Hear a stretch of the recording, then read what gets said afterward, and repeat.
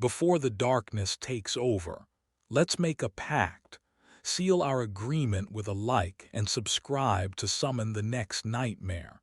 I have silenced the world for you. No interruptions after minute 15. Just you, the rain, and the story. In return, leave a sign of life. Tell me where you are watching from and what time it is in your world. Lock the door, and let's begin.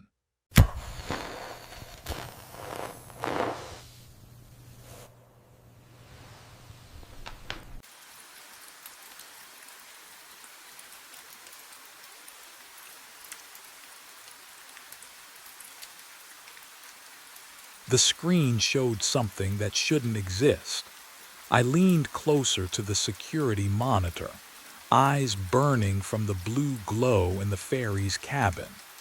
The cargo hold camera fed back grainy footage, all shadows and steel walls, but there movement in the corner frame.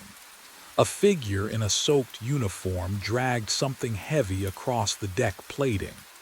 The sound of the engines thrummed through my boots, steady and low, but the cabin air smelled wrong. Rust, and something else. Lake water, cold and mineral thick, though I was 3 floors above an empty hold. The figure moved like it was underwater. Slow, deliberate. The canvas bundle behind it left a dark smear. My throat tightened. We didn't load cargo tonight. The manifest was empty. I checked it myself before we left North Dock. The figure stopped dragging, just stopped. Then it looked up at the camera. My hands went cold. The face staring back was mine. Same nose. Same scar through the left eyebrow from a childhood fall. But the eyes, oh God, the eyes were black. Fully black, liquid dripping from the hair, from the collar, pooling at the boots, water running upward along the jaw, defying gravity. Can you imagine seeing yourself like that, drowning, but still moving? The mouth opened. No sound came through the monitor's static, but I felt the words in my chest. What was in that canvas bundle? My hand found the throttle. Fingers trembling. The metal was ice cold under my palm, colder than it should have been in September. The duplicate on the screen blinked, 3 seconds after it should have. Then the engine died, the hum beneath my feet gone. The lights flickered once, twice. The cabin plunged into silence, so complete I heard my own heartbeat hammering against my ribs. And that's when the footsteps started below deck. My mind dragged me back. 4 weeks earlier, before I understood what was waiting in that cargo hold. The return crossing from South Dock started normal enough. Engine humming steady. Lake calm as black glass. But the ferry rode low in the water, stern dipping with each swell like we were hauling freight. The cargo manifest showed empty. I felt it through the deck plating. That wrong vibration, the groan of a hull under stress. The smell hit me next.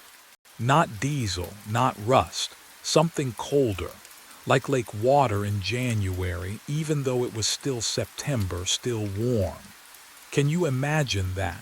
A smell that feels like temperature. I descended to check the ballast tanks, flashlight beam cutting through the dark. Numbers on the gauge made no sense. Distribution balanced. Fuel levels normal. But the boat knew something I didn't. It settled deeper with every crossing, swallowing itself inch by inch into the lake. At North Dock, I found Perry smoking by the maintenance shed. "We're riding 4 inches low," I said. He exhaled through his nose. "Logs say you're empty." "I know what the logs say, I'm telling you, Graham." He dropped the cigarette, crushed it. "You filed 3 reports last month. Faulty depth finder, temperature anomalies. Christ, you measured the engine vibration with a ruler. He walked past me toward his truck. Get some sleep. But I didn't sleep. I started logging everything. Water displacement, hull angle, weight distribution calculations scribbled in margins of my shift reports. Every night the numbers climbed. 200 pounds, 500, a ton. Something was accumulating in the hold, and whatever it was getting heavier. My phone buzzed against the metal console halfway through the crossing, the vibration lost beneath the engine's steady drone. I glanced down. Jillian's name glowed on the screen. I'm going to my sister's in Spokane. Need space. Don't call tonight. The words sat there flat and final. No question mark. No opening for negotiation. I read them twice, my thumb hovering over the keyboard, but what could I say? That the boat was riding too low. That I'd measured the same phantom weight 3 nights running. She'd heard it all before. My obsessions, my theories, my refusal to let things go. The diesel smell seemed sharper suddenly, mixing with the cold that rose from the deck grates. I pocketed the phone, checked the time. 11:47. We were 12 miles from either shore now, suspended in the deepest part of the lake where the old channel ran. This was always the quietest stretch. No lights from either dock, just black water and blacker sky. But what happened next made everything else seem trivial. The phone signal dropped. Not unusual out here. I reached for the radio to check in with dispatch, more from habit than necessity. Static. I adjusted the frequency, tried again. Nothing but white noise crackling like something alive. Dispatch, this is Cascade Ferry, over. The static swallowed my voice. I cycled through every channel, emergency, weather, marine band. All dead. Just that hissing emptiness, the kind that makes you aware of how alone you really are. Can you imagine it? 12 miles from shore. No contact. No wife waiting at home. Just you and a boat that's sinking lower every night for reasons you can't explain. The engine hummed beneath my feet, steady as a heartbeat. And then I heard it, metal groaning, deep below the cargo hold door, opening. I hadn't touched it, hadn't been down there in hours, but something had. I grabbed the flashlight. My hand shook as I pointed the beam at the cabin door. But I couldn't make myself go down there. Not yet. Instead, I turned to my logbook on the console, flipping it open to distract myself from the echoing silence below. The familiar weight of routine. Log the crossing. Note the time. Document everything Perry dismissed. But something slipped out from between the pages. A laminated sheet, yellowed at the edges. I caught it before it hit the floor, and the moment my fingers touched the surface, cold radiated up my wrist. The kind of cold that comes from deep water, from places the sun never reaches. I held it under the chart light. Cascade Lake Ferry Service. Passenger and crew manifest. September 1996. My throat tightened. The list of names blurred, then sharpened. I scanned down the crew roster, not sure what I was looking for, but something inside me already knew. There. Lockwood Graham, deckhand, status, lost at sea September 14th. I read it again. Then again, my name, my full name. Today was September 12th. The paper smelled like rust and deep water, so strong I could taste iron on my tongue. How was that possible? It was laminated, sealed. Nothing should get through. but the scent clung to my hands, thick and ancient. I didn't put this here. I'd used this logbook yesterday. This morning, the pages had been empty except for my own notes, my own handwriting tracking the weight that kept increasing, the ballast readings that made no sense. So who had? And why did the manifest list a date? That hadn't happened yet. The county library archives smelled like rot and old newsprint. I showed up when they opened, hands still shaking from the manifest. The clerk barely looked at me before pointing to the microfiche machines in the back corner. I found it in 20 minutes. September 14th, 1996.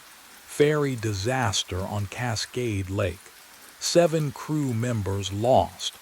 No bodies recovered despite 3 weeks of searching. The vessel had been decommissioned, records sealed. Can you imagine reading about your own death?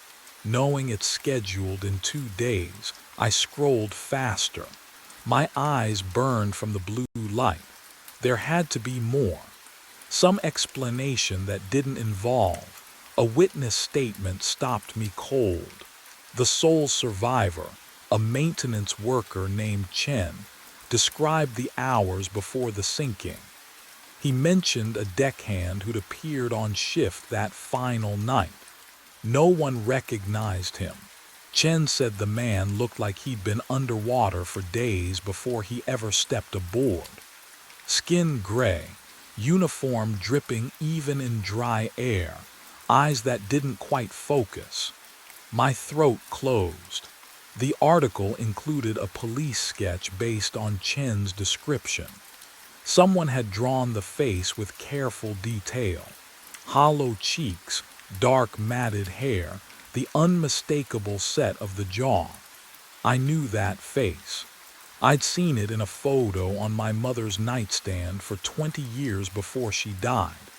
The same photo I kept in my wallet now, creased and faded. The sketch looked exactly like my father, but what I discovered in the incident report filed 3 days after the sinking. The report marked classified and somehow left in the public archive. That changed everything I thought I knew about the night he disappeared. I drove back to the ferry in silence. The lake stretched black beyond my headlights, swallowing the road's edge. My shift started at midnight, 3 hours ago, and Perry's voicemail said he'd covered it, wondering where the hell I was. I didn't call back. What would I say? That I'd seen my father's face in a report from before I was born. The North Dock floodlights buzzed overhead as I parked. The ferry was already mid-lake, autopilot engaged, returning from its second crossing. I stood on the empty dock and watched it cut through the darkness, a slow-moving shadow trailing diesel fumes and the smell of rust carried on the wind. When it docked, I boarded without checking in. The cabin was cold, too cold for September. I adjusted the thermostat, but the dial felt strange under my fingers, slick, almost wet. At 3:07 a.m. I heard it, drip, drip, drip, water striking metal, slow, rhythmic, coming from the stern deck. I grabbed my flashlight, stepped outside. The beam cut through the fog rolling off the lake, and that's when I saw them. Footprints, wet, barefoot, leading from the ladder that descended to the waterline across the deck, straight toward the cabin door. Can you imagine standing there, 12 miles from shore, knowing you've been alone this entire crossing? I followed them. Each print glistened under my light, water pooling in the treads of the deck plating. They were fresh, so fresh the edges hadn't dried yet. The smell hit me then like water and something metallic like blood mixed with rust. The trail led into the cabin, across the floor, and stopped. right at my chair, not faded, not smudged, just stopped, as if whoever left them had simply vanished mid-step. My chest tightened. I turned slowly, scanning the cramped space. Empty, but my logbook lay open on the console. I hadn't left it open. I stepped closer, the flashlight trembling in my grip. The page showed tomorrow's date, September 13th, and beneath it, handwriting I recognized immediately because it was mine. It's already happened. But the real horror was what I noticed next. I closed the logbook. My hand wouldn't stop shaking. The cabin air had turned cold, colder than the September night should allow. My breath misted. I forced myself to look at the clock mounted above the radio console, 2:47 a.m. The second hand jerked, stopped, then, oh God, it ticked backward, click, click, click. Each sound sharp as a bone breaking in the silence. 2:46, 2:45. I fumbled for my phone, hands clumsy with fear. You ever try to hold something steady when every instinct screams to run? I pressed record and aimed the camera at the clock face. The lens struggled to focus in the dim instrument light, but the backwards march of time was unmistakable. 44, 43. The diesel smell in the cabin thickened, mixing with something else. Wet canvas, rust, that metallic taste that coats your tongue before a storm. The ferry groaned beneath me. Not the familiar settling of an old vessel, but a deep shudder that climbed through the deck plates into my bones. I kept filming. Evidence. Proof. Something to show I wasn't losing my mind. The clock reached 2:39. And the impossible made itself known in ways I couldn't have prepared for. I stopped recording. My thumb trembled over the playback button. Part of me knew I shouldn't watch it. But what choice did I have? I tapped the screen. The footage showed the clock, ticking backward. And there in the cabin window behind where I'd been standing, a figure. Dark ferry uniform, dripping me. But I'd been alone. The reflection's mouth moved in the grainy phone footage. No sound, but I could read the lips forming words in perfect sync. You have to finish the route. The phone slipped from my grip, clattered to the floor. Below, in the cargo hold, metal shrieked against metal. A sound like the entire hull was bending under impossible weight. The ferry listed 3 degrees to port, then 5. Something down there had just gotten heavier, and whatever it was, it wanted me to keep sailing. I grabbed the flashlight. My hand shook so badly the beam danced across the cabin walls, but I couldn't wait any longer.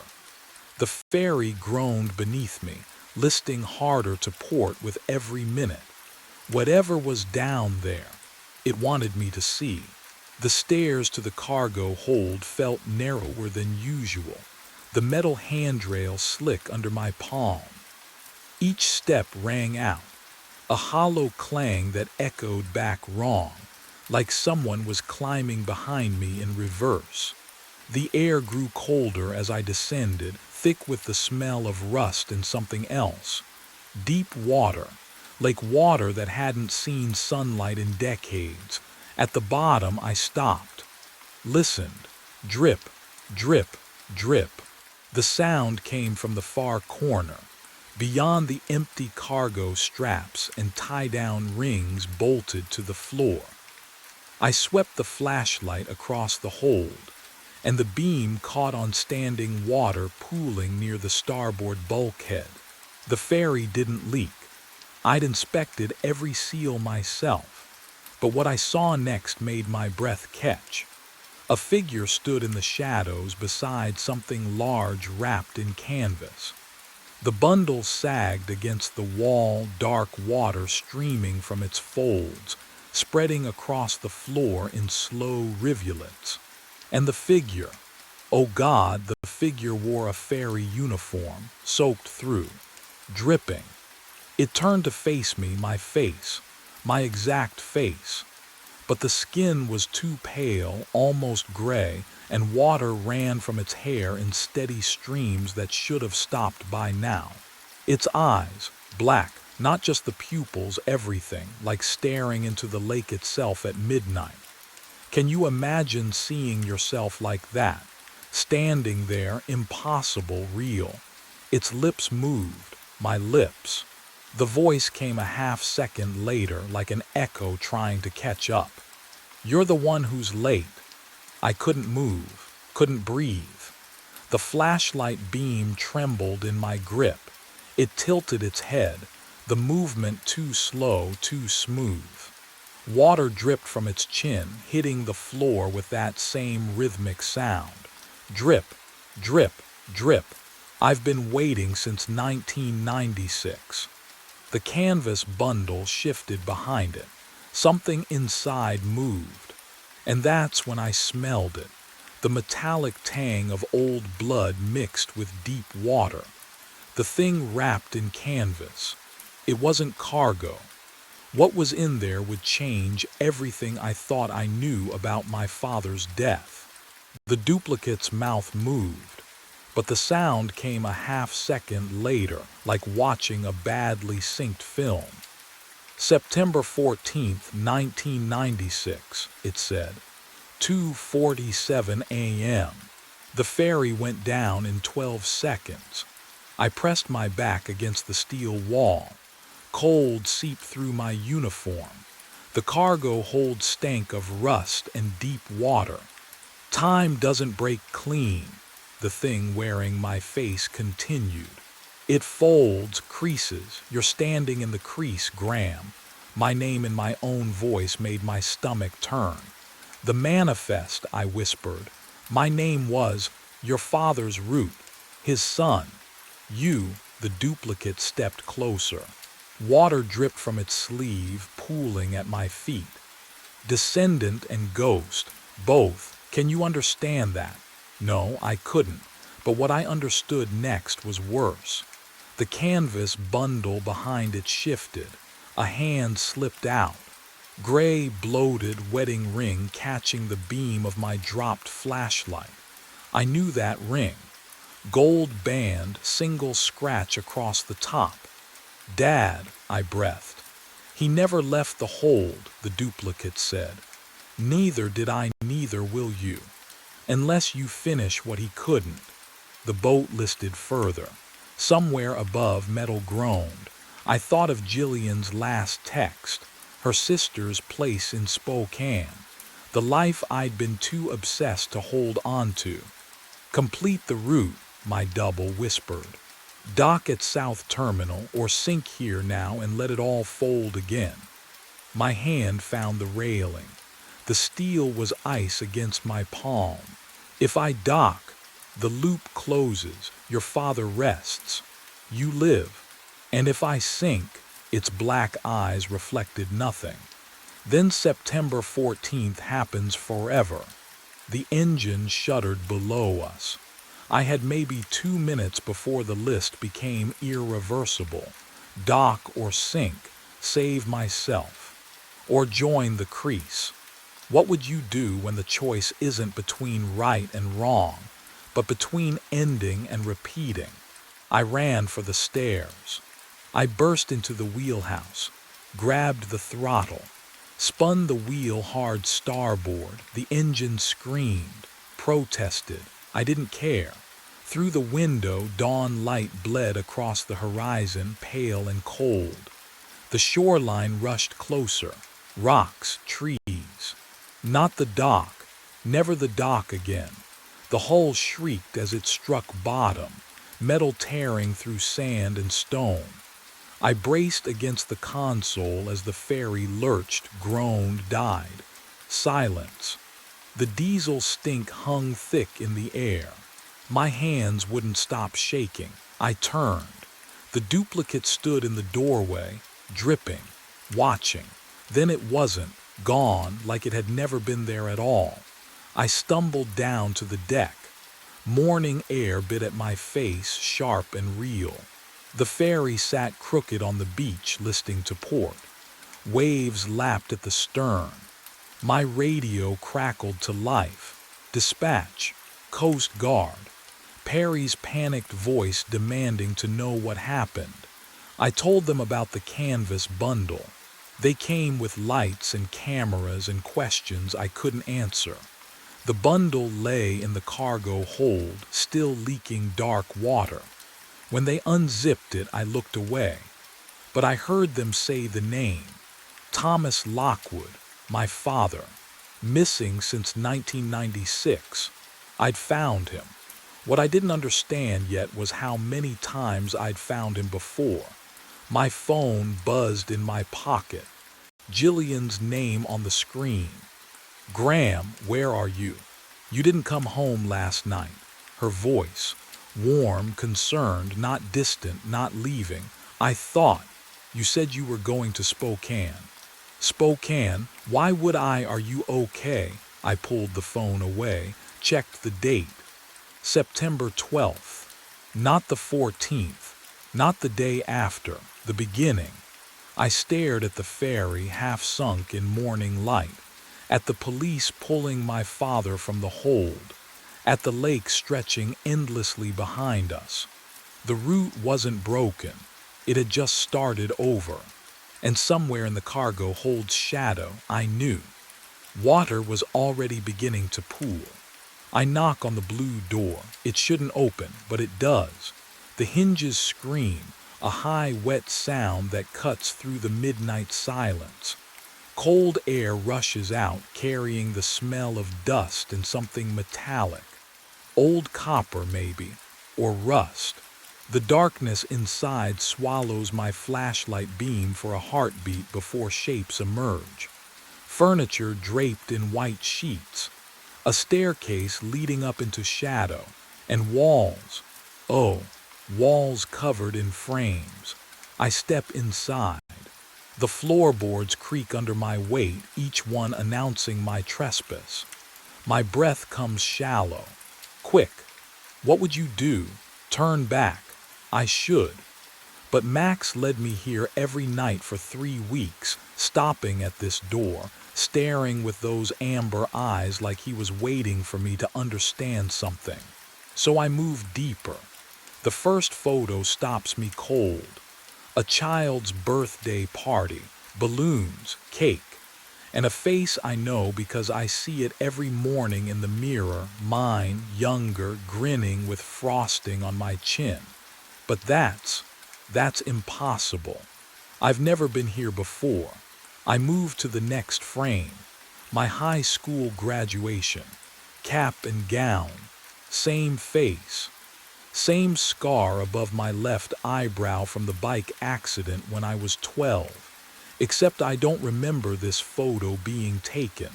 Don't remember who's standing beside me, arm around my shoulders, smiling. The walls close in with each frame. My childhood, my family. My life captured in moments I can't recall living. But what I find on the mantel changes everything. A dog collar, worn leather, brass tag catching my flashlight, engraved in clean letters, Max 2015, 9 years ago. Outside, Max whines, low, mournful, like he's been waiting far longer than 3 weeks. And suddenly, I'm not sure who I came here looking for. 3 weeks earlier, I took a job I should have questioned. The email arrived at 10 p.m. Subject line, late night walker needed, Millbrook Complex. I'd walked dogs for 2 years, knew the neighborhoods, needed the money. Simple enough. The message gave an address, apartment 4 billion, and instructions that felt off, key under mat, note inside. Max knows the route, just follow him. No phone number. No client name. I should have deleted it. But rent was due, and dogs don't judge you for preferring silence.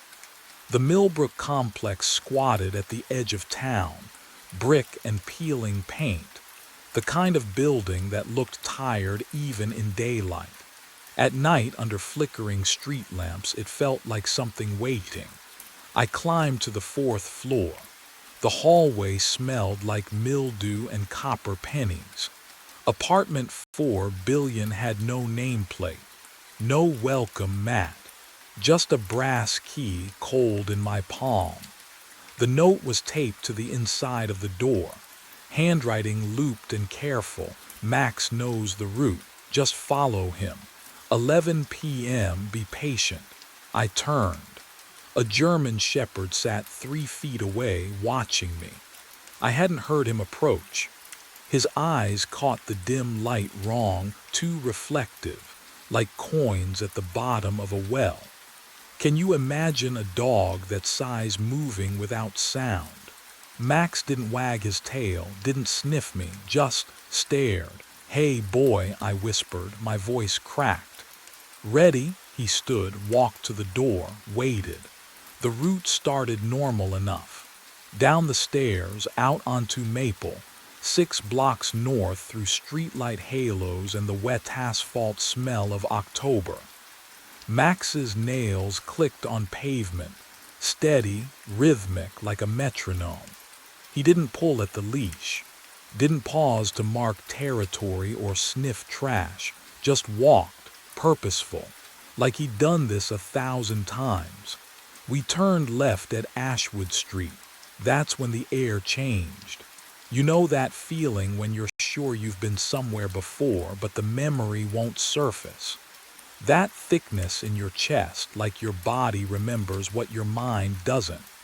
The houses here leaned closer, their windows dark and watchful. Max slowed. His ears flattened. Then he stopped, in front of a house with a blue door.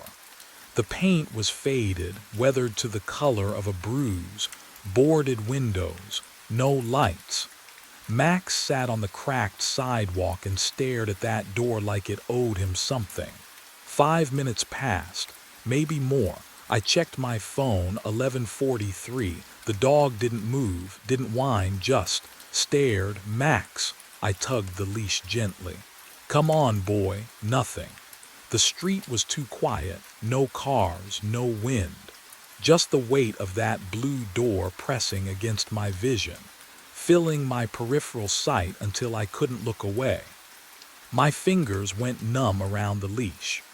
The house smelled wrong, smoke and wet dog and something sweet underneath, like rotting fruit.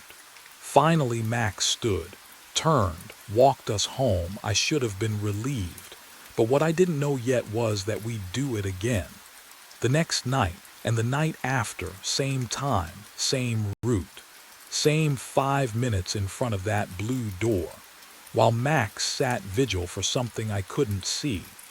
And every single time, the house would smell a little more familiar. I went back during the day, couldn't help it. After 5 nights of watching Max sit at that blue door like it was the only thing that mattered, I needed to see it in sunlight. Maybe it would look normal. Maybe I'd realize I'd been letting the late hour twist things into something they weren't. But the house looked worse in daylight. The windows were boarded with plywood that had gone gray and warped. No mailbox, no numbers on the door, just the faded blue paint peeling in long, dry strips. The porch sagged in the middle, and the lawn had gone to weeds so tall they brushed my knees as I walked up. I knocked on a neighbor's door first. An older woman cracked it open, silver chain still latched. Do you know who lives here? I pointed at the blue door house. Her eyes flicked past me, then back to my face. Something changed in her expression. No one. How long has it been empty? She started closing the door.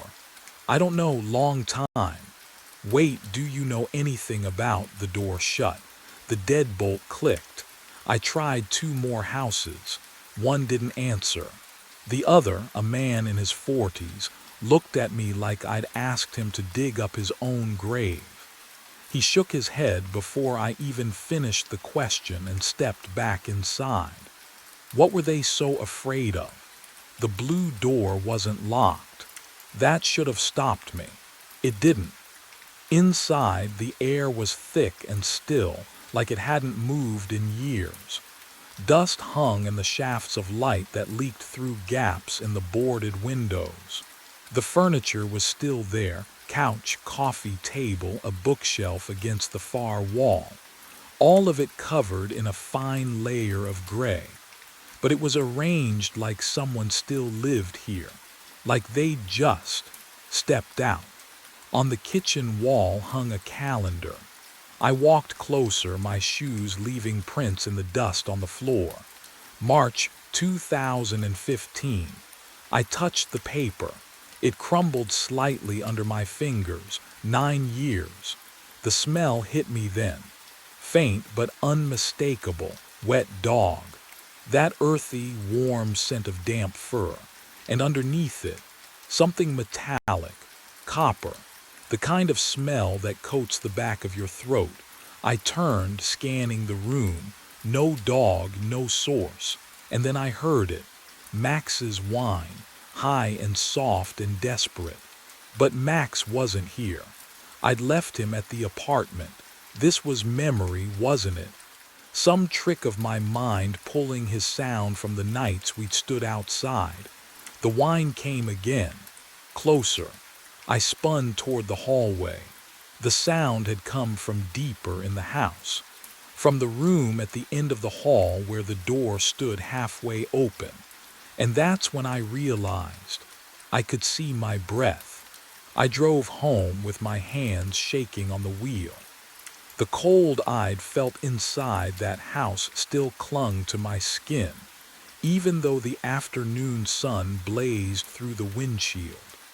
My mind circled back to one simple fact.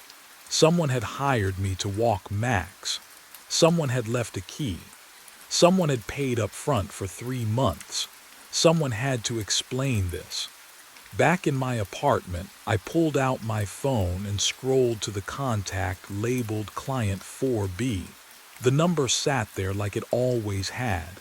Normal, real. I pressed call, 3 tones. Then a recorded voice, flat and automated. The number you have reached is not in service. I tried again. Same result. I stared at the screen and felt something shift in my chest. When had I last spoken to this client? I couldn't remember. Not once in 3 weeks had they called to check in. Not once had I needed to report anything. The dog just knew the route.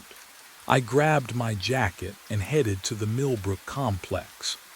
The building manager's office smelled like burnt coffee and cheap air freshener, a cloying vanilla that stuck to the back of my throat. Mrs. Kowalski looked up from her crossword puzzle with the expression of someone interrupted mid-nap. Help you?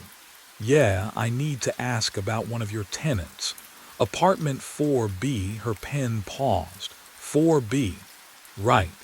I've been doing dog walking services for them, but I can't seem to reach them, and There's no one in 4B, she said it simply.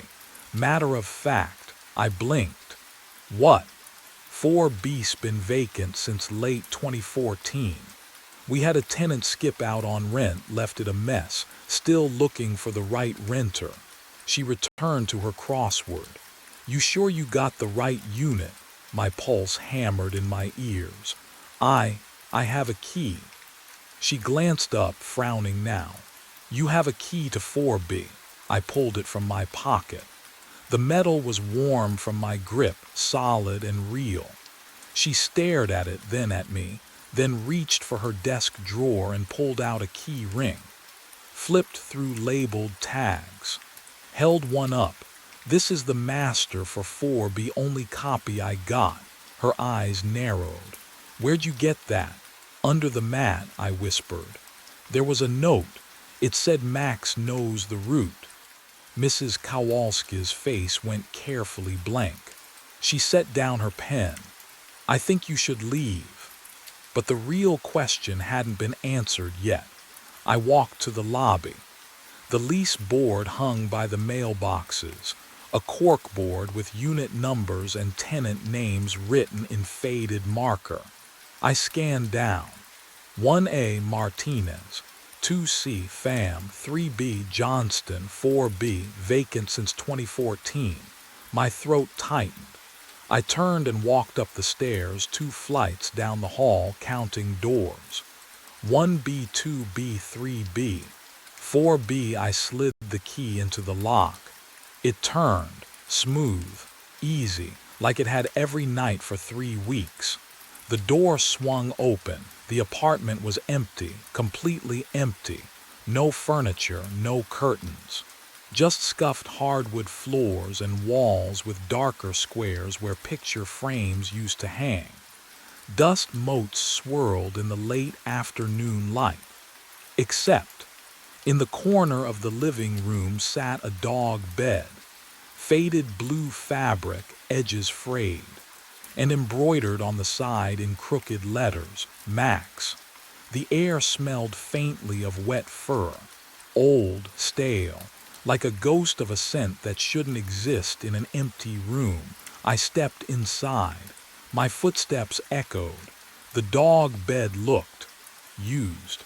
The center was compressed, shaped by weight and time. I knelt and touched the fabric. It was cold, but I could swear I felt the texture of dog hair beneath my fingertips.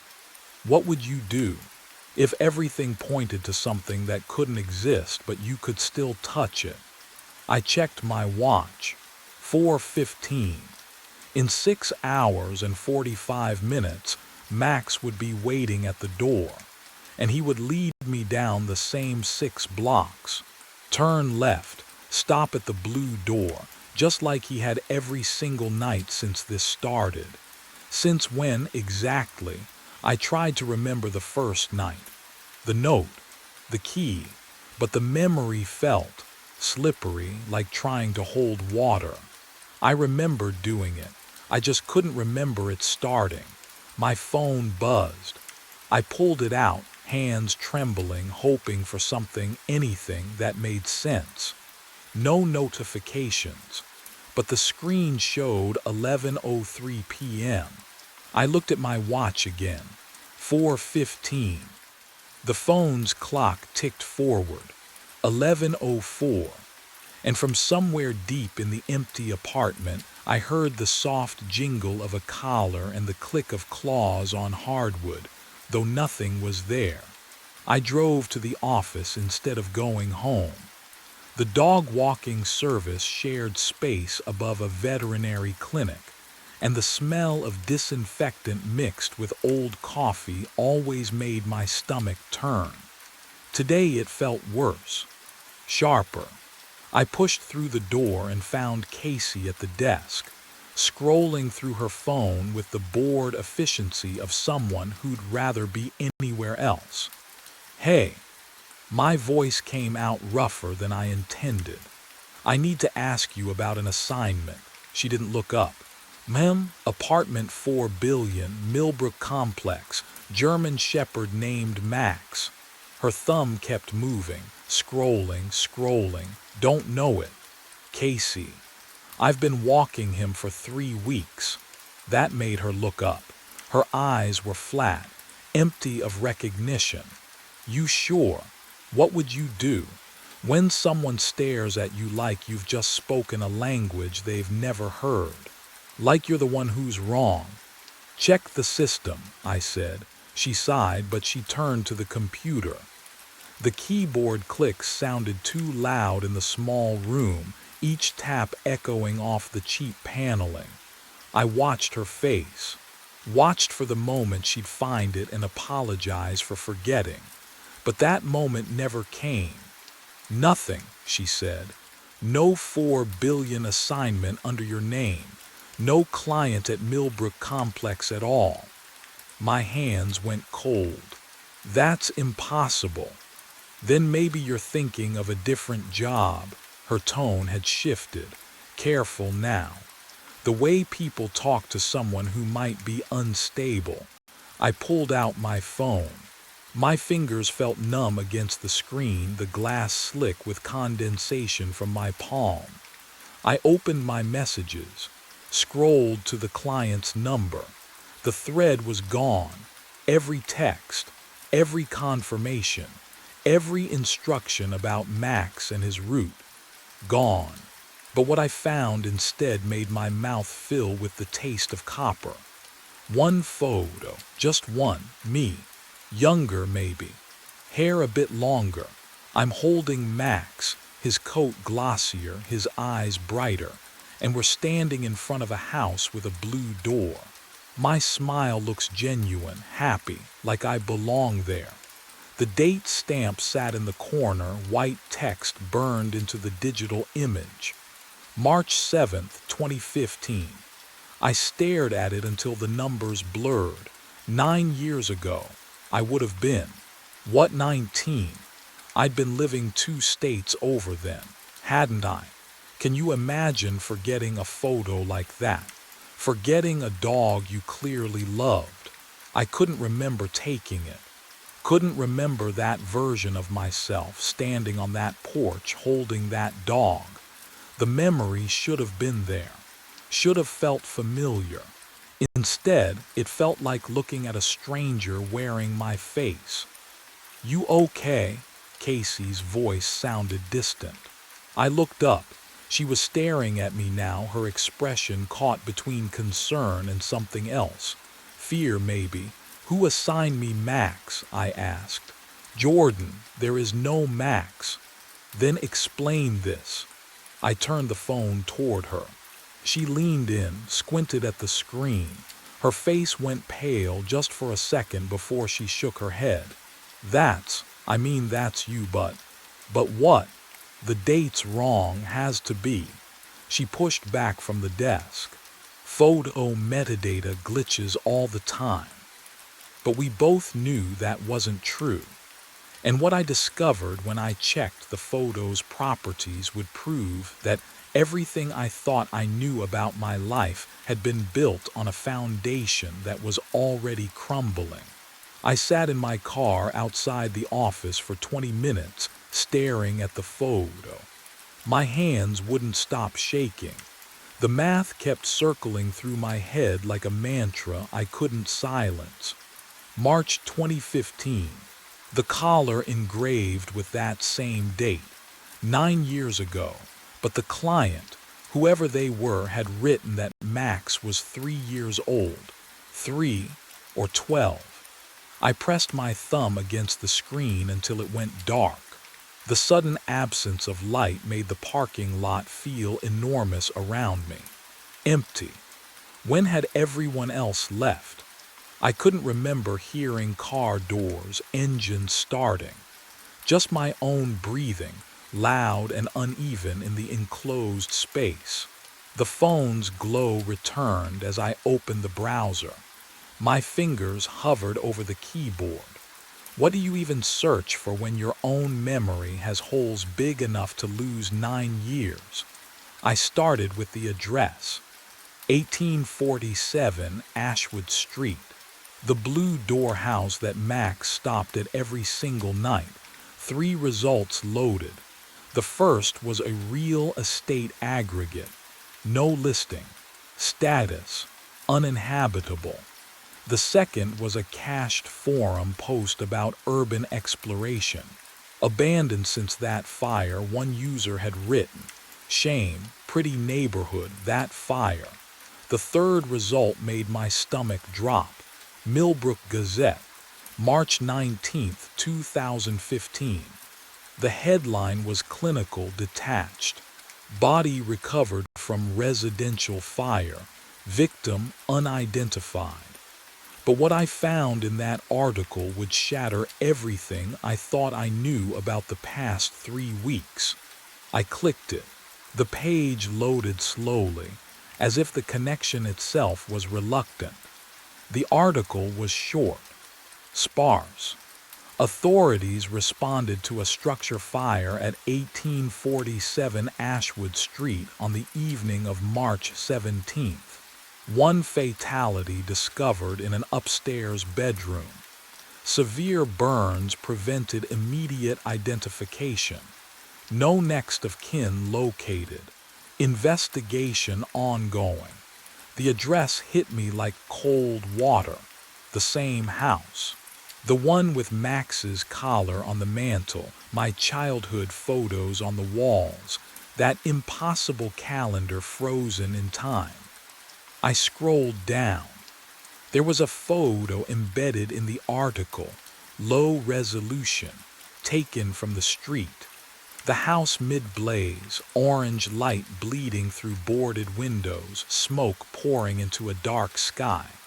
And there, barely visible in the corner of the frame, a blue door, my blue door. The next image was smaller. A police reference photo, they called it. Victim's personal effects recovered from the scene. I had to zoom in to see it clearly. A dog collar. Metal tags catching the camera flash. I could just make out the engraving. Max. The air in the car felt wrong. Too thick. Too warm. I cracked the window and heard. Nothing. No traffic. No wind. Just that awful, suffocating silence that presses against your eardrums until you hear your own pulse. I went back to the article. Scrolled past the details I'd already absorbed. At the bottom, there was one more photo. A witness had submitted it, taken earlier that day before the fire. The caption read, "Victim's appearance remains unclear due to image quality." The photo was blurred. Motion maybe, or smoke already starting. But I could see the outline of a person standing on the porch. Dark hair, slender build, one hand raised, palm out like they were waving, or warning someone away.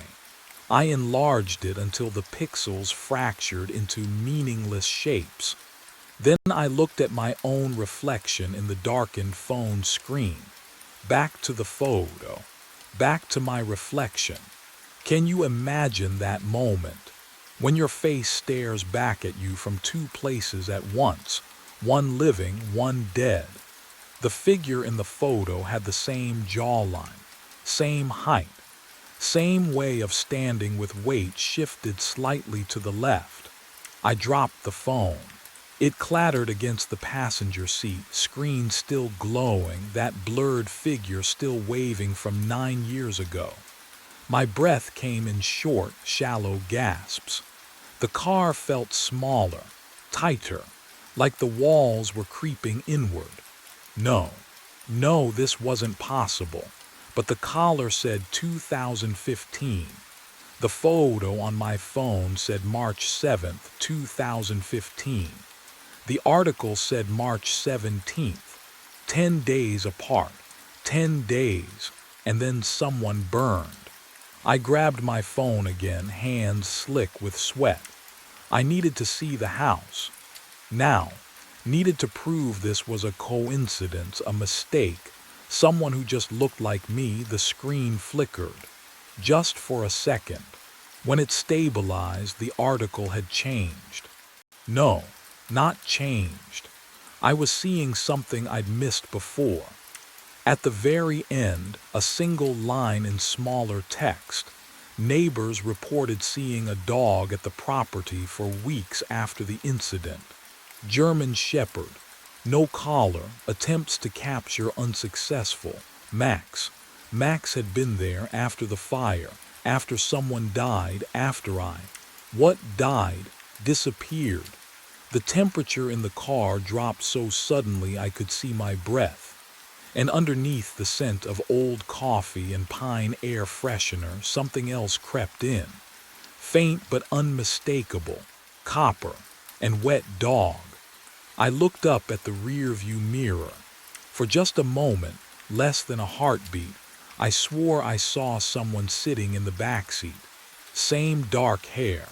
same face, but burned. What I didn't know yet was that when I turned around to look, the truth waiting in that empty seat would follow me home. I didn't look at the rearview mirror again. Not once. Not the entire drive home.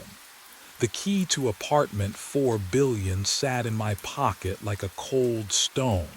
I'd carried it for weeks now, following Max, returning it under the mat, pretending everything made sense. What would you do if every shred of evidence pointed to your own death? Would you keep pretending? Keep walking? I parked outside the Millbrook complex and sat there, engine ticking, hands shaking.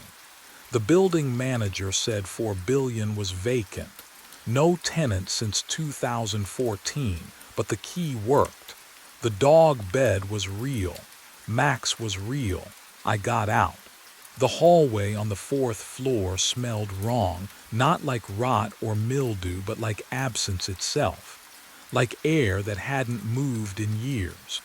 The brass key scraped against the lock, too loud in the silence. The door opened. Empty. Not just unfurnished. Empty in a way that felt deliberate. No dust patterns where furniture once stood. No marks on the walls. Just bare floorboards and a dog bed in the center of the room, Max's name stitched in faded blue thread. And beside it, a framed photo lying face up. But what I saw in that frame would unravel everything I thought I knew. I knelt down. My knees cracked against the wood. The photo showed me, younger, maybe 5 years ago, kneeling on a porch. Max sat beside me, tongue out happy. Behind us, the blue door. And beyond that, through the window, smoke. Gray tendrils curling against glass. March 7th, 2015. The date was written on the back in my handwriting. I lifted the frame.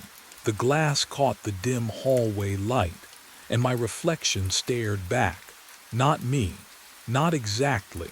The eyes were hollow, burned edges around the sockets, mouth open in a silent scream I couldn't hear.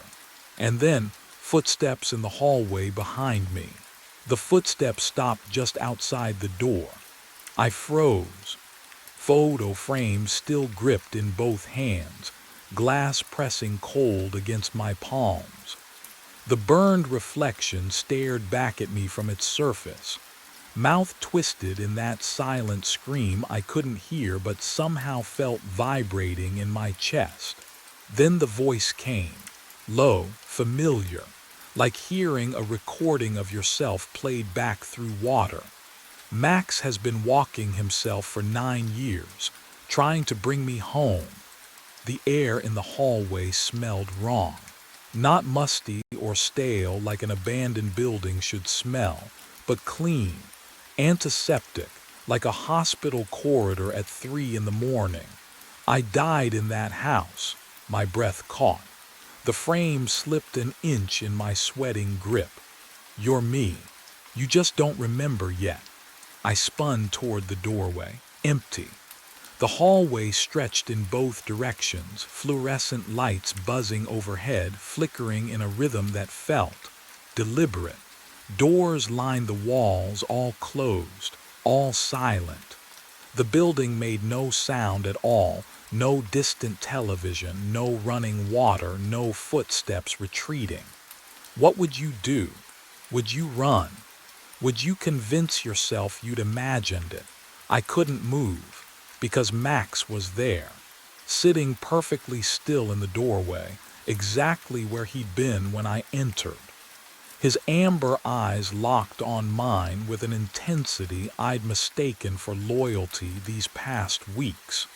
His tail lay flat against the floor, unmoving. Dogs wag when they see their owners. Dogs shift their weight, pant, tilt their heads. Max did none of those things. He just watched, like he was waiting for me to understand something I should have known all along. But what I didn't know yet was that understanding wouldn't save me. I stepped toward him, legs shaking. Max. His ears didn't twitch at his name. He didn't blink. And when I got close enough to see my own reflection in those amber eyes, I saw the truth staring back. Not my face, but the burned one from the photograph. Hollow, ancient, waiting. The frame fell from my hands and shattered on the floor, and that's when Max finally moved, standing slowly, turning toward the hallway, looking back once as if to say, "Follow." I followed Max toward the hallway window. The glass was cold. I could feel it from 3 feet away, that unnatural chill that makes your skin prickle.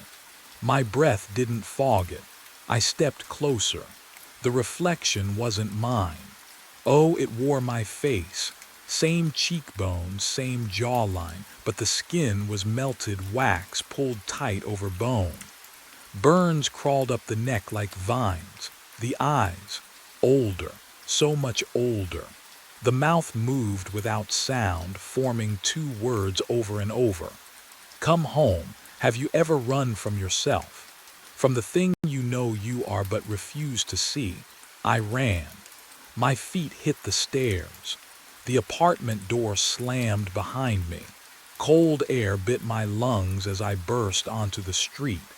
I didn't think, didn't need to. My body knew the route. 6 blocks straight. Streetlights flickered overhead. My footsteps echoed off empty storefronts, alone, always alone. But I could hear something else beneath them. Pause steady, relentless, turn left. The blue door loomed ahead, paint peeling like dead skin. I don't remember deciding to go inside, but my hand was already on the knob. It opened. The house smelled like wet ash and copper. Photos lined the walls just as before, but now they were moving, not like film, like time-lapse decay. In the first frame, I was 5, holding a birthday cake. As I watched, the candles melted. My face grew. 10 years old. 15, 20. The smile faded, the eyes hollowed. But what I saw in the last frame made my throat close. Max sat on the mantel beside his collar, perfectly still. Not a dog anymore. Never a dog, just waiting. His amber eyes locked onto mine. And in them, I saw every night of the past 9 years folding in on themselves like origami, collapsing into this single moment. And I realized the route had never been about walking him home at all. The glass didn't shatter, it parted like water, like smoke. The reflection stepped through and the smell hit me first, ash and copper and something older. Charred meat left too long in summer heat. My stomach twisted, but I couldn't look away. Because it was me, my face, my height. My posture, the slight forward lean from years of walking dogs in the cold. But the skin, oh God, the skin was wrong, melted in places, stretched too tight over the left cheekbone. The eyes were mine, though, same green, same exhaustion. It raised one hand, palm up, offering. You don't have to be afraid, it said, and the voice was mine too, just deeper. Smoke damaged. My legs wouldn't move. I wanted to run. I wanted to scream. But all I could do was stare at that outstretched hand, at the burned scars crawling up the wrist like roots. 9 years, it whispered. Max has been so patient. I turned. Max sat on the mantel, perfectly still, watching, waiting.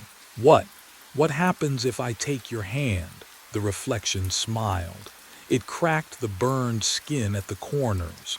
You come home. That's when I understood what home meant. What Max had been walking toward every single night at 11. Not a place, an ending, but the thing I couldn't explain. The thing that terrified me more than the scars or the smell or the wrongness of it all was that part of me wanted to reach out. Part of me had been reaching for 9 years without knowing it. Max barked. Once. Sharp. Final. My hand moved before my mind could stop it. The reflection's fingers closed around mine, and the cold was immediate, deeper than winter, deeper than bone. The house groaned. The photos on the walls stopped shifting, faces freezing mid-decay. The smell of smoke thickened. I tasted it, felt it coat my throat, and then I'm in the van, engine running.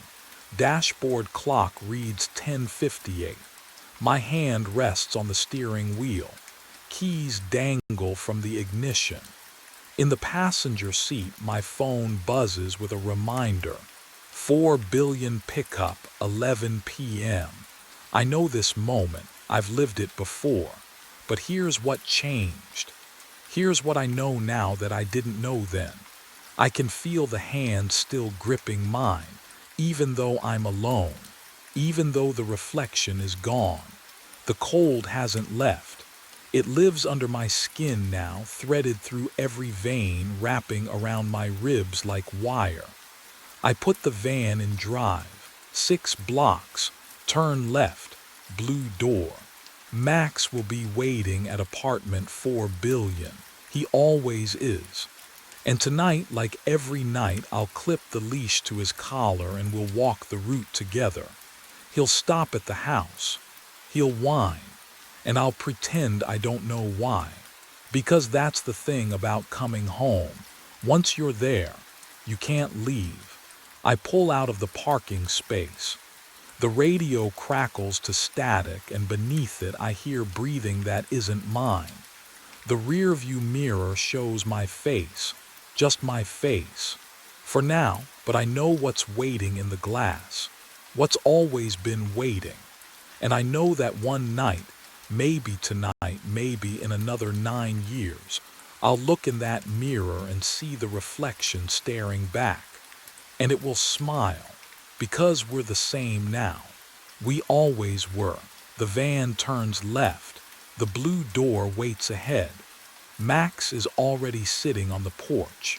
The automated narration cut out at 2:31. I looked up from the console, fingers still hovering over the playback controls. The projection dome hummed through the speakers. That low, electrical thrum I'd heard for 12 years. But the voice smooth, recorded, designed to guide 30 drowsy college kids through the cosmos, had simply stopped. Static crackled, then silence. The control booth felt colder than usual. My breath didn't fog, but the chill bit through my jacket anyway. I tapped the console. Nothing. The coffee beside me had gone lukewarm hours ago, the stale scent mixing with burnt dust from the ancient equipment. "Come on," I muttered, fingers dancing across switches. Then the speakers woke up again. But it wasn't the automated narration, it was my voice. "You died last show." The words came through clear, calm, like I was reading star coordinates. Cardiac arrest at 2:34 a.m. My hand froze over the keyboard. "You are still running shows." No, this was. What a prank. But who would check the schedule? The audio cut again, just the projector hum. That familiar, wrong hum that suddenly felt too loud, too close, pressing against my eardrums like water pressure. What would you do if you heard your own voice tell you that you died? I stared at the console. My reflection stared back from the dark glass separating the booth from the dome beyond. Same tired eyes, same unwashed hair, same badge clipped to my chest, the laminated photo from 6 years ago when I still smiled. My hands were shaking. I didn't want to touch the keyboard, didn't want to open the booking system. Because some part of me, the part that ignored chest pains and worked 70-hour weeks, knew that whatever I found there would change everything. But I reached for the mouse anyway. The screen flickered to life. Blue light washed over my trembling fingers as I navigated to the schedule database. 6 months of bookings loaded in a cascade of entries. I scrolled. Every single entry. 2 a.m. Same time slot. And every single one read the same 2 words. Memorial service. But what I saw in the notes field made my breath catch in my throat. I scrolled. February 3rd, memorial service. February 10th, memorial service. March 17th, memorial service. Every entry at 2 a.m., every single one. The schedule stretched forward 6 months, and the pattern never broke. My hand hovered over the first entry. I clicked the notes field. The text expanded. 4 words for Simon Graves, deceased. The booth suddenly felt too cold, the kind of cold that comes from inside. I could hear the projector's electrical hum through the wall, steady, mechanical, indifferent. My breath came shallow, fast. Can you imagine seeing your own memorial service listed, over and over, scheduled like routine maintenance? I grabbed my phone, my supervisor's number, Angela Rios, 52 years old, perpetually skeptical, the only person who might believe me because she'd worked here longer than anyone. The call connected after 3 rings. Simon, her voice was thick with sleep. It's 2:30, I need you to come in. My voice cracked. Now, please. Something in my tone must have registered. She didn't argue. 20 minutes later, headlights swept across the parking lot. I heard her car door slam. Footsteps on concrete. The emergency entrance buzzer. But what happened when she walked in would shatter everything I thought I understood. Angela appeared in the doorway, and the fluorescent lights above her flickered, casting her face in strobing shadows. Her skin looked pale, wrong, like she'd seen something on the drive over. "Show me," she said. I played the recording, my voice. "You died last show. Cardiac arrest at 2:34 a.m. She listened without moving, without blinking. The silence after it ended felt heavier than the words themselves. Then she turned to me, and her expression was careful, distant. "What employee number did you say you were?" 372, I said. "Employee number 372. Angela turned to the desktop computer on the break room counter. Her fingers moved slowly across the keyboard, each keystroke deliberate, careful. The fluorescent lights overhead buzzed like dying insects. The monitor's glow painted her face blue. I watched her expression shift, mouth tightening, eyes widening just enough. "Simon Graves." She read the words off the screen, voice flat. "Hired November 2012. Worked overnight shifts exclusively." A pause, too long. "Deceased March 15th, 8 months ago." The word hung in the stale air between us. That's not possible," I said, but my voice sounded hollow even to myself. Heart attack in the projection booth during an overnight show. Angela's eyes remained fixed on the screen. "Cardiac arrest at 2:34 a.m. Paramedics arrived at 3:15. She swallowed. "You were already gone." I stepped toward the monitor. She moved back, just one step, but the message was clear. "Angela, I'm standing right here. I called you 20 minutes ago. The personnel file has a death certificate attached." Her hand trembled as she clicked the mouse. Signed by the county coroner. What would you do if someone showed you proof of your own death? Would you believe them? Or your own pulse hammering in your throat? But Angela wasn't looking at me anymore. She was looking through me. You are not supposed to be here. The words came out barely above a whisper. She backed toward the break room door, her coffee-stained mug forgotten on the counter. Wait, I reached for her arm. My fingers passed through empty air. No, not through. She'd simply moved faster than I'd registered. She was gone. The door swung shut with a soft click. I stood alone in the break room. The clock on the wall still read 2:34. It hadn't moved since. When? I couldn't remember it ever showing a different time. The projector's hum filtered through the walls. Low, constant. The only sound in the entire building besides my breathing. I turned to the dark window beside the coffee station. My reflection stared back. Same face. Same uniform. Same ID badge clipped to my chest. I touched the badge. The plastic felt cold.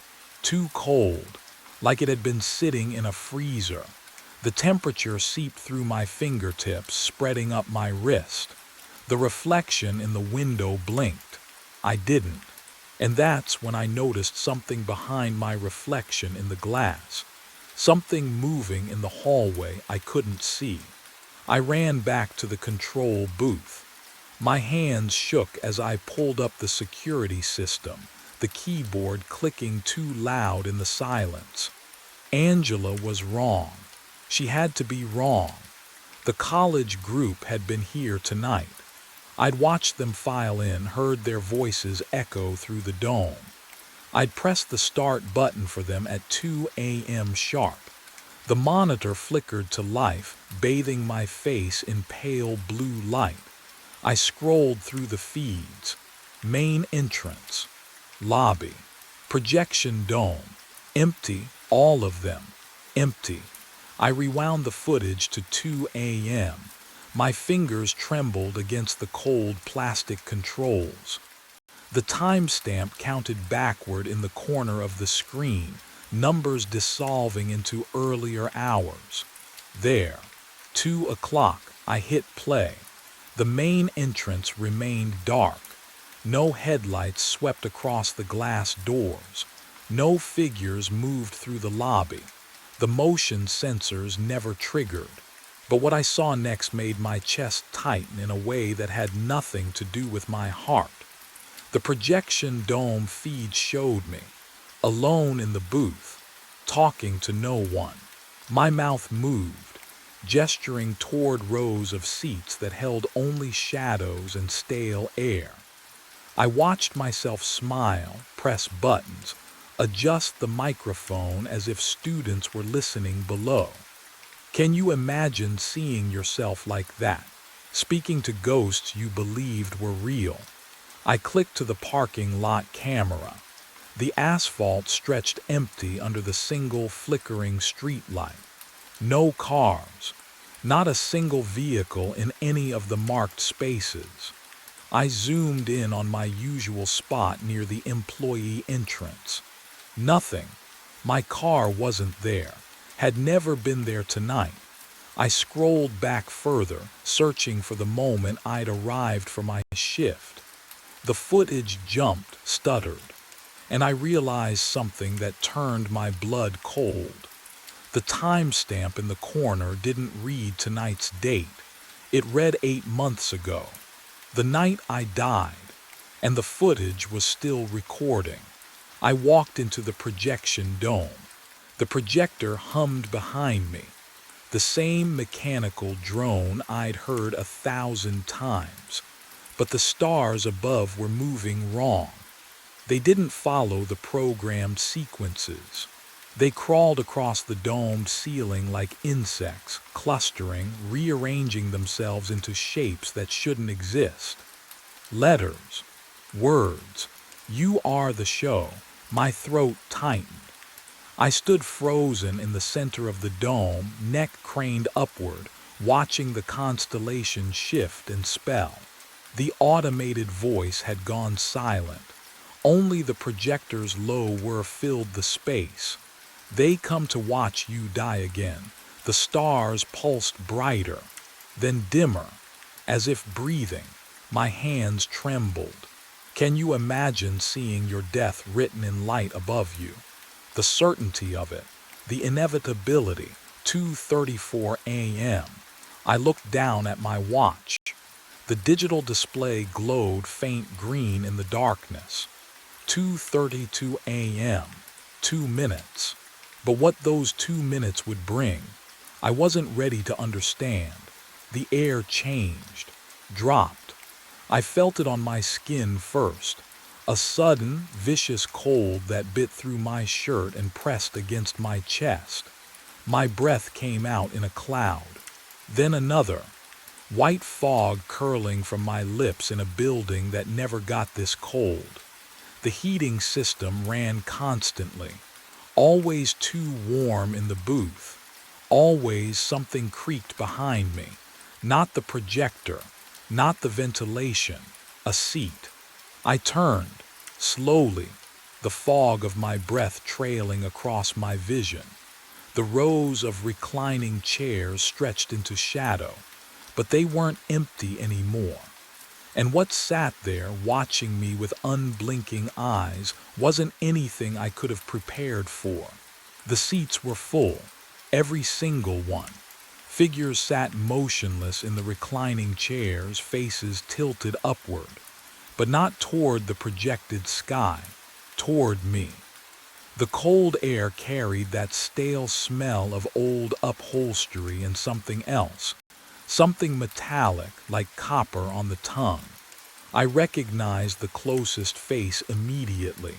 Mine, not a resemblance, not similar features, exact.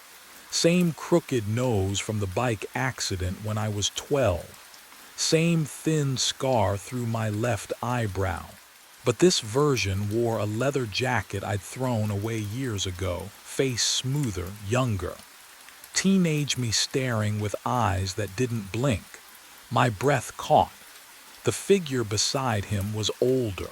40s maybe, thicker around the middle. Hair graying at the temples in a way mine hadn't started yet. Still me. Still those same pale blue eyes locked on my face with unnerving stillness. I turned slowly, scanning the rows. All me. Different ages scattered throughout the dome like a gallery of lives I'd lived. And lives I never would. In the back row sat a version with white hair and deep wrinkles, liver spots on hands folded peacefully in his lap. Can you imagine seeing yourself at 70, knowing you'll never reach it? The silence pressed against my eardrums. No breathing, no rustling fabric, just the mechanical hum of the projector and my own ragged gasps fogging the frigid air. But what terrified me most wasn't seeing myself multiplied across the theater. It was the realization that they'd been waiting for this moment. The speakers crackled overhead. That automated voice, the one I'd recorded years ago for the Memorial Astronomy program, filled the dome with smooth, professional calm. Welcome to the memorial show. The spotlight above me blazed to life, and every version of myself leaned forward in perfect unison. The projection lights moved, not dimmed, not shifted naturally. They snapped into new alignment with mechanical precision, and suddenly every beam converged on me. A perfect circle of white light pinned me to the center of the dome floor. The audience sat just beyond the brightness, their faces half-shadowed, eyes reflecting the glare. My automated voice echoed through the dome, impossibly calm. Please observe the subject in his final moments. The words hung in the frozen air. Subject, not person, not man. Subject. Every version of me leaned forward an inch. Perfect synchronization. Not one blink among them. The teenage me in the third row had the same hollow stare as the elderly one I'd never become. They weren't watching the stars anymore. They were watching me die. Can you imagine that? Being the only exhibit in your own memorial. The cold I'd felt earlier. It wasn't from the air conditioning. It was something deeper. Something wrong with the space itself. My breath came out in visible clouds, but the spotlight burned against my skin, hot and cold at once. My body couldn't decide which sensation to process. Then the pressure started. Oh, a weight pressed against my sternum. Familiar, terrifying. The same crushing sensation from 8 months ago, except I had no memory of 8 months ago. I'd been here every night, hadn't I? My left arm tingled, not painfully, not yet. Just present, wrong. I glanced at my watch. 2:33 a.m. 1 minute left. But what I didn't understand then, what none of the audience versions would tell me, was that the real show hadn't even started yet. The pain split my arm open from the inside. White hot, molten. I gasped. No air came. My knees buckled and the dome floor slammed against my shoulder, cold concrete biting through my shirt. The impact should have hurt. I felt only the crushing weight against my sternum, like someone had stacked cinder blocks on my chest. Can you imagine? Dying while they watch. Every version of myself leaned forward in perfect synchronization. Not a sound, not a breath, just the slow creak of seats tilting and that horrible silence pressing against my eardrums. I tried to speak. My jaw moved. Nothing. My heartbeat thundered in my skull, irregular, skipping, frantic. Thump, thump, pause, thump. The rhythm felt wrong, like music played off tempo. I clawed at the floor, fingernails scraping concrete, searching for purchase that didn't exist. Above me, the projected stars began to move. They swirled, faster. A vortex of light spinning counterclockwise, pulling my vision into a tunnel. The edges of the dome darkened first, then the seats, then the faces of my audience. Only the spinning remained, only the crushing, only the sound of my own failing heart. 2:34 a.m. My watch face glowed in my peripheral vision. But what happened at 2:34 would change everything I thought I understood about death.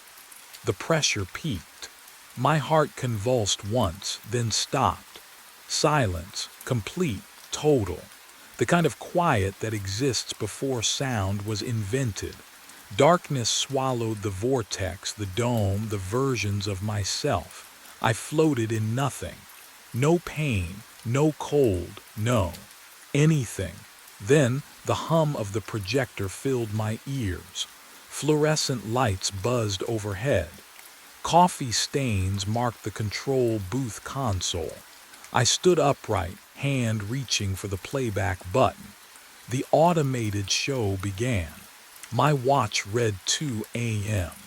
And that's when I realized the real horror wasn't dying. It was having to do it again. 34 minutes. That's all I have. 34 minutes before my heart stops, and then I'm back here again. The control booth hums around me. Same coffee-stained console. Same flickering monitor displaying 2 a.m. exactly. My hands won't stop shaking. I bolted for the exit. My footsteps echoed through the empty corridors. Sneakers slapping against linoleum that smelled faintly of industrial cleaner and something else. Something stale, like air that hasn't moved in months. The emergency exit glowed red ahead. I slammed into the push bar with both palms. The metal was ice cold, and I was back in the control booth. Not, not transported, just there, like I'd never left. The corridor, the running, the door, gone, erased. I tried again. Different exit, same result. The parking lot door led to the booth, the loading dock, the maintenance hatch. Every route circled back to this cramped room with its perpetual chill and the projector's monotonous drone. But what I did next would change nothing at all. I grabbed the heaviest thing I could find, a metal equipment case, and swung it into the projector. Glass exploded. Sparks showered across the console. The sharp smell of ozone and burning plastic filled the air. The projector coughed, sputtered, went dark. Silence. Then, a whir. The projector hummed back to life. Glass fragments on the floor lifted, drawn backward like a film in reverse. They reassembled. The cracks sealed. Within seconds, it sat perfect and undamaged, casting its programmed stars across the dome. I screamed. The sound swallowed itself in the empty planetarium, absorbed by rows and rows of vacant seats that I knew weren't really vacant at all. My watch read 2:17 a.m. I pulled up the booking schedule with trembling fingers. 6 months of entries, memorial service, memorial service, memorial service, every single one, for me. And that's when I noticed the dates had changed. At 2:31, I stopped running. My legs simply wouldn't carry me anymore. Not toward another exit that led nowhere. Not toward another tool I could break the projector with. The cold air of the control booth pressed against my skin like 1,000 frozen fingertips. I could hear the steady electrical hum beneath everything, the sound of machinery that would never stop. What would you do if you finally understood? I walked down the corridor toward the projection dome. My footsteps echoed wrong, each one landing twice. The door opened before I touched it. Inside, the audience of myself sat waiting. Teenage Simon in the third row, middle-aged Simon near the aisle, an elderly version I would never become, hands folded in his lap. They turned as one, made space in the center row. I sat down. The fabric smelled like dust and old popcorn, familiar, exactly as I remembered from my living days. The vinyl squeaked under my weight. My other selves didn't speak. They didn't need to. We'd all reached this moment eventually. But here's what I hadn't expected. Movement in the control booth window above. Another figure stumbled into view. His hands were shaking. He was listening to something, a recording maybe. His face twisted in confusion, then horror. I recognized that expression. I'd worn it myself. How many loops ago?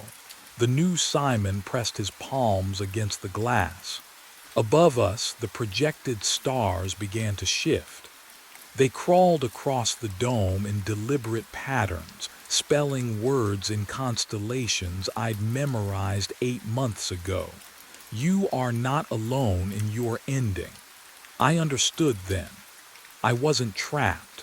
I was the show, the memorial, the eternal witness. In the booth, the new version of me clutched his chest.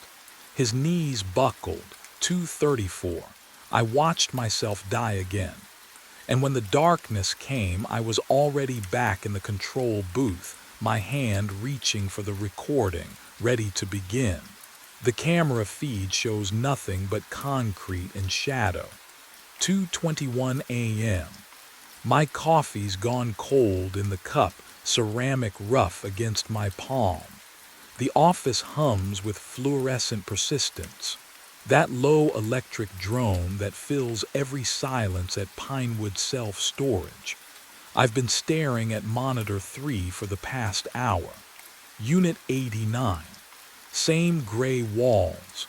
Same stack of cardboard boxes in the corner. Same empty 10 by 10 space that shouldn't make my chest tight. The motion alarm has triggered every night for a month now, always at 2:22.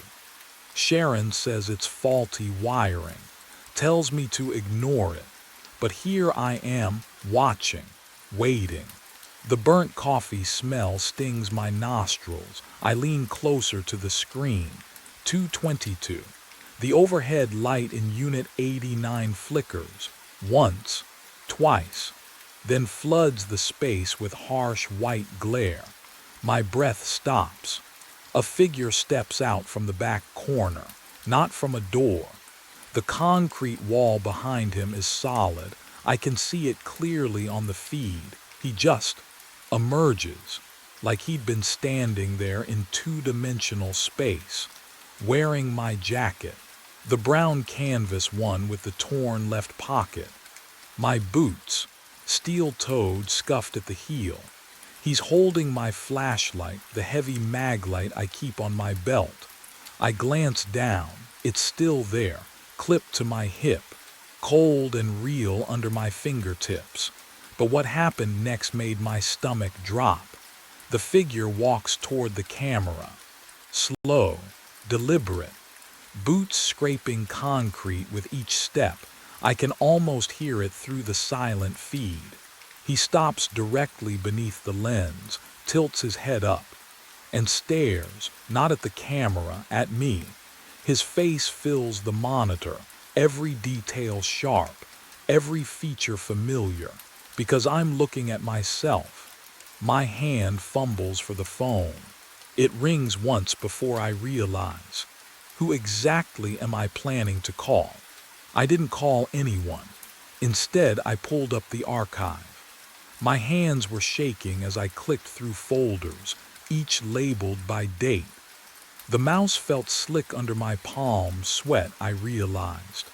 The office smelled like stale air and old coffee.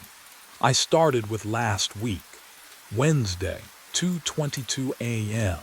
The timestamp flickered on screen, and there he was, walking from the back corner, wearing my jacket. Tuesday, same thing. Monday, the week before, every single night. The pattern stretched back and back and back. What would you do? Keep watching, or stop before you found something worse? I kept watching.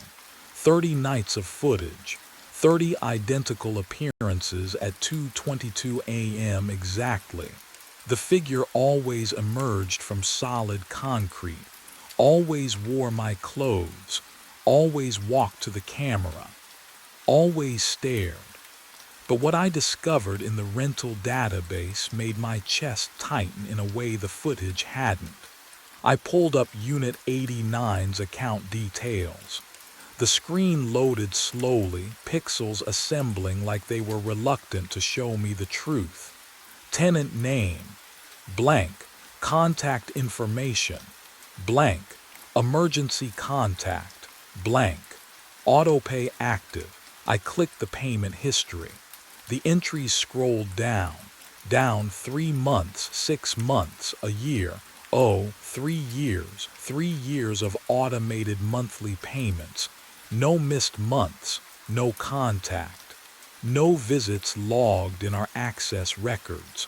Not one. I grabbed the phone, dialed Sharon's emergency line.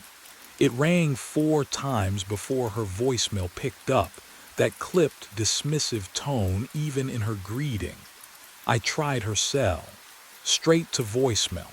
I tried the regional office number. The line was dead. I went to the filing cabinet, pulled the drawer marked lease agreements. My fingers walked through the tabs. Unit 87, Unit 88, Unit 90. No Unit 89. The folder didn't exist. Sharon had told me she'd check the records, but there were no records to check. There never had been. And that's when I understood someone had erased every trace of whoever rented that unit, or something was making sure I could never find out who they were. I stood outside Unit 89 at 2:18 a.m., master key cold against my palm. The erased records meant someone wanted this tenant invisible. Therefore, I had to see what they were hiding. The lock clicked open. The door swung inward on silent hinges. I stepped inside and the smell hit me first, cardboard and concrete dust, but underneath something else.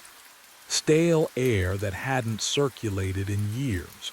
My flashlight beam swept across the space. Cardboard boxes lined both side walls, stacked 3 high, their surfaces filmed with dust thick enough to write in. 10 by 10. That's all it was.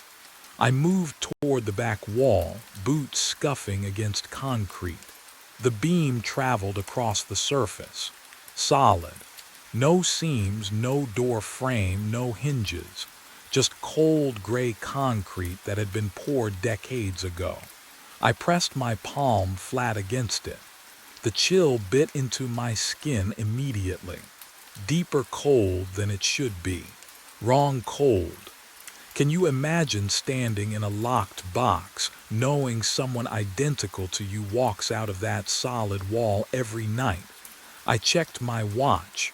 2:21. 1 minute. The boxes closest to me had no labels, no markings.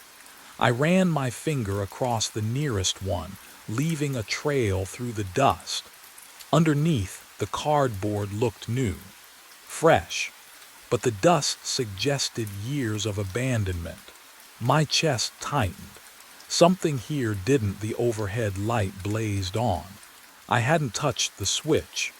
2:22 a.m. exactly. The fluorescent tube hummed above me, harsh white light flooding every corner. My shadows stretched long across the floor. I spun toward the door, and that's when I heard them. Footsteps behind me, slow, deliberate, boot heels on concrete. I whipped around, flashlight raised like a weapon. The back wall stared back, empty, solid. The footsteps continued, closer. My breathing caught in my throat. I could hear the leather creak with each step, the exact sound my boots made, but I saw nothing, no one. The steps stopped, right behind me, but what I felt on the back of my neck would make me question everything I knew about that concrete wall. The footsteps stopped. I didn't move, couldn't move. The silence pressed against my eardrums like water at depth, heavy, wrong. My breath came in short pulls, too loud in the concrete box. Nothing stood behind me, I knew that. I'd seen the empty space when I spun around. But the presence remained, a weight in the air, the feeling of being watched by something that occupied the same space I did. The cold hit next, not gradual, instant. My skin prickled, arms breaking out in goose flesh beneath my jacket. Each exhale turned to white fog, curling in the fluorescent glare. The temperature had dropped 20 degrees in seconds. I could smell it now. That mineral scent of deep earth, of places that never see sunlight. Movement caught my eye. On the nearest cardboard box, ink appeared, fresh, black, bleeding through the brown surface in slow, deliberate strokes. Letters forming one by one, as if an invisible hand pressed a marker to the cardboard. My heart slammed against my ribs. I stepped closer, watching the words materialize. You've been living in Unit 89 for 3 years. The handwriting was neat, careful, familiar in a way that made my stomach twist. You're not the guard, you're the tenant. More words bled through, darker now, faster. Check the employee records. But what I would find there would shatter everything I thought I knew about myself. My breath fogged thicker. The cold burrowed into my bones. Behind me, the metal door whispered shut, a soft click that sounded like a confession. Then the lock. One clean metallic snap. I turned. The door was sealed, and something in the corner began to move. I didn't wait for whatever moved in that corner. I slammed into the door, shoulder first. The metal shrieked against the frame, but the lock held. My breath came in short bursts, fogging the air in front of me, fog that hung there too long, refusing to dissipate. I hit it again, again. The sound echoed through the concrete box, and beneath it I heard something else. Footsteps shuffling closer behind me. The lock gave. I stumbled into the hallway, fluorescent lights buzzing overhead. A half-second delay between the sound and the flicker, like the building itself was out of sync. My boots pounded against the concrete floor as I ran. Every corner I turned looked identical. Every hallway empty. Can you imagine that kind of silence? The kind that presses against your eardrums like water. But what I found in the office would make the silence seem merciful.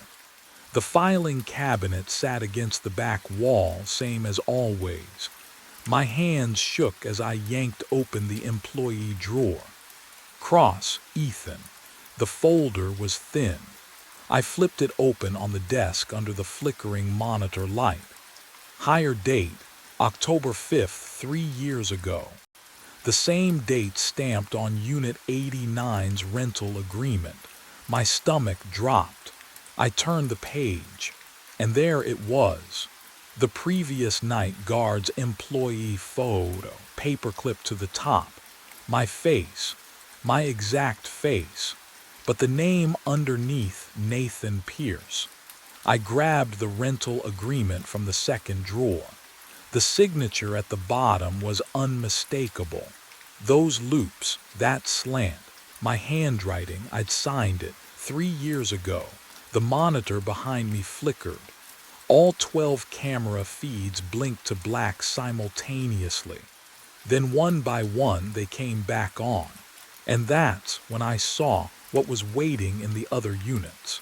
The monitors flickered back to life, and Unit 34's alarm screamed. The sound tore through the silence, high and piercing, the kind that makes your teeth ache. I spun toward the wall of screens, fingers already reaching for the feed controls, and froze.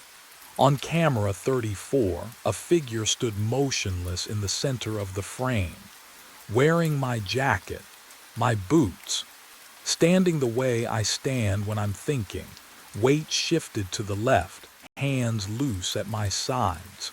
The overhead light carved shadows across a face I'd seen in the mirror every morning for as long as I could remember. My face. The alarm from Unit 57 joined the chorus before I could breathe. Then Unit 112. The shrill electronic wail layered into something that felt like screaming, like the building itself was trying to warn me.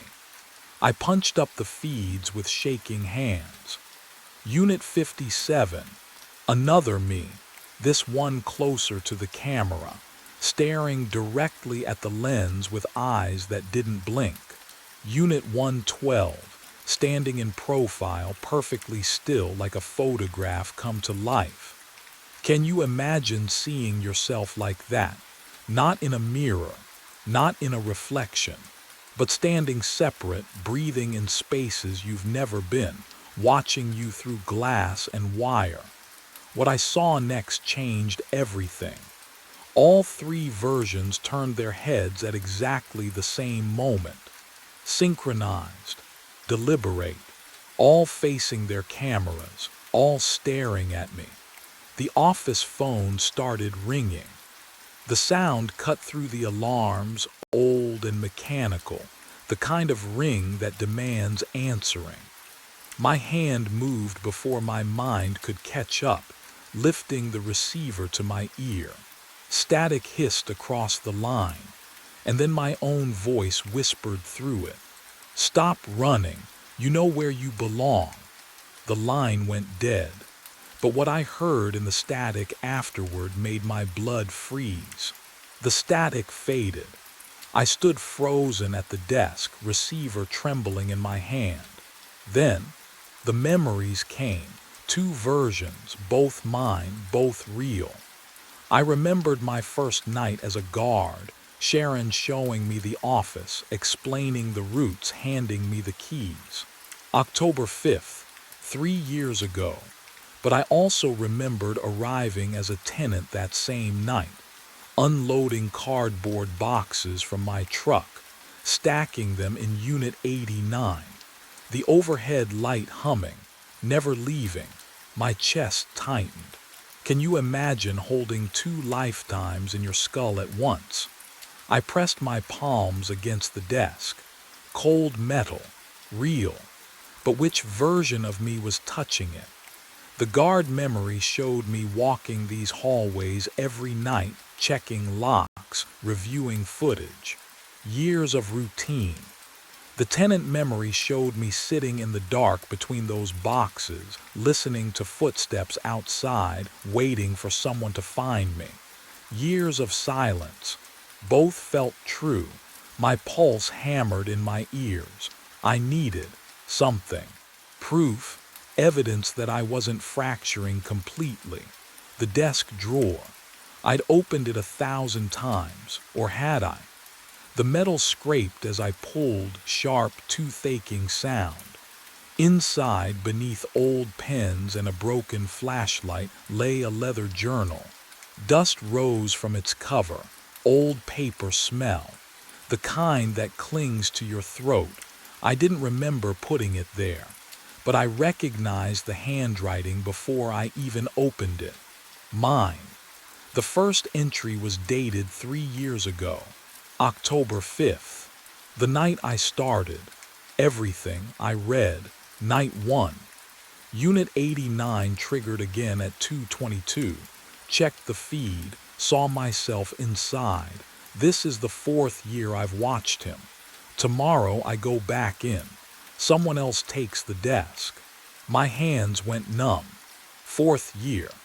But what the journal revealed on the next page made my blood turn to ice. I yanked the facility blueprints from the filing cabinet, my fingers trembling as I unrolled the yellowed paper across the desk. The smell of old ink and dust filled my nostrils, but something was wrong. I traced the hallway grid with my fingertip. Units 76, 83, 91. The numbers jumped. No Unit 89. It didn't exist on the map. My pulse hammered in my ears. I'd walked into that unit, touched its walls, breathed its stale air. How could it not? I had to see for myself. The hallway fluorescence buzzed overhead as I rushed toward the west corridor, my boots echoing on concrete. Left at the junction. Past Unit 76. The rhythm of my breathing matched my footsteps, faster, faster. But when I reached the end of the hall, I stood facing Unit 89's door. I turned around, retraced my steps, took a different route. Right this time, then straight through the North Passage. Unit 89, can you imagine? Every path, every turn, leading back to the same door. I tried again, and again. The building's geometry folded in on itself like a paper loop, impossible angles connecting hallways that shouldn't meet. But what I saw in the window reflection stopped me cold. The glass showed me standing there, wearing my gray jacket, except I was wearing my blue shirt. I stepped closer, breath fogging the cold surface, and watched the reflection move differently. It turned its head before I did, raised its hand while mine stayed at my side. I spun around. The hallway behind me was empty, except for another window, another reflection, this one in my uniform from 3 years ago. I looked left, right.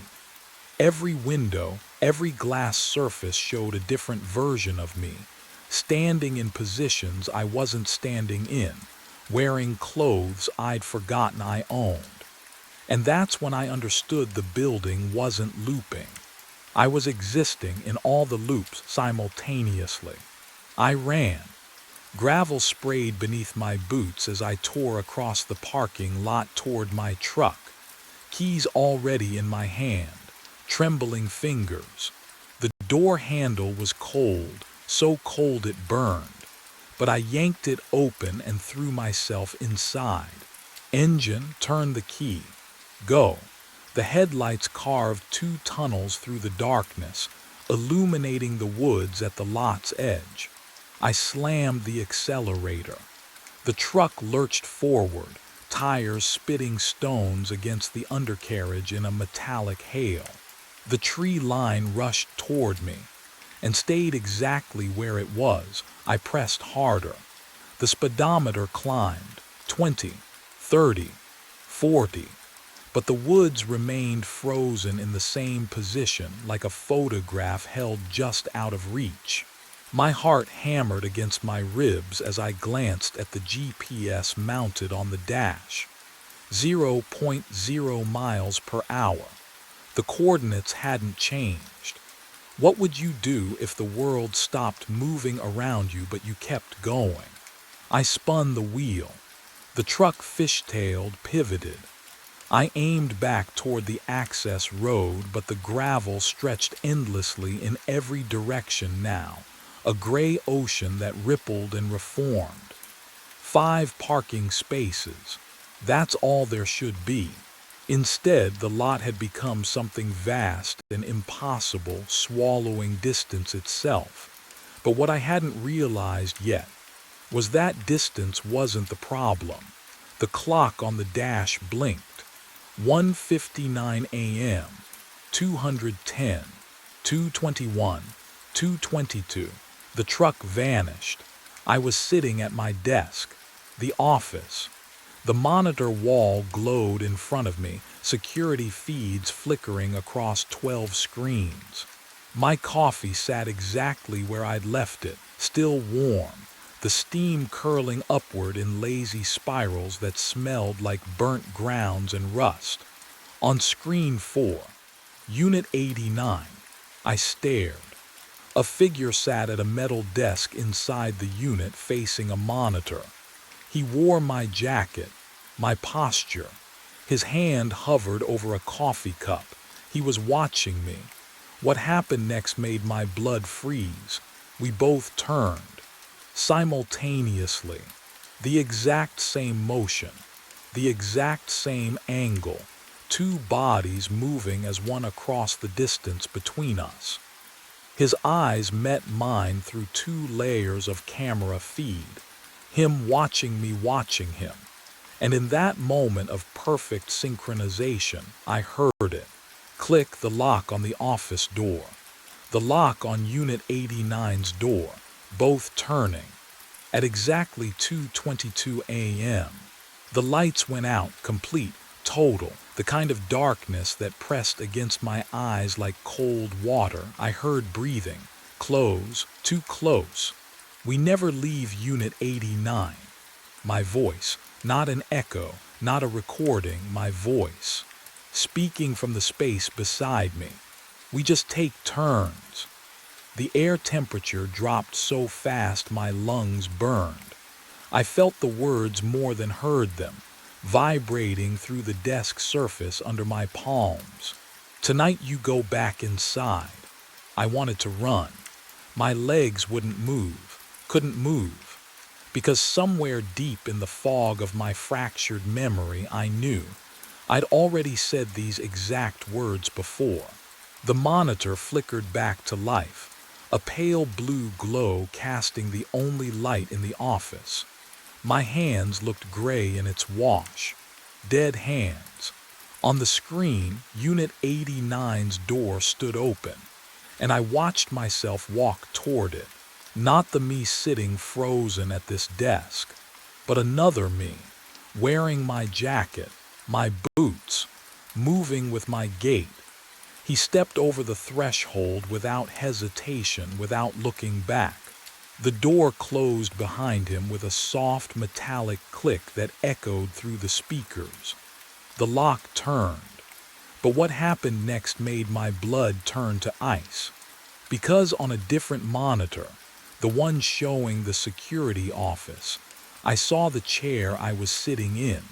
Empty, just an empty chair slowly rotating as if someone had just stood up. Then I heard footsteps behind me. My own footsteps, walking away. The office door opened, closed.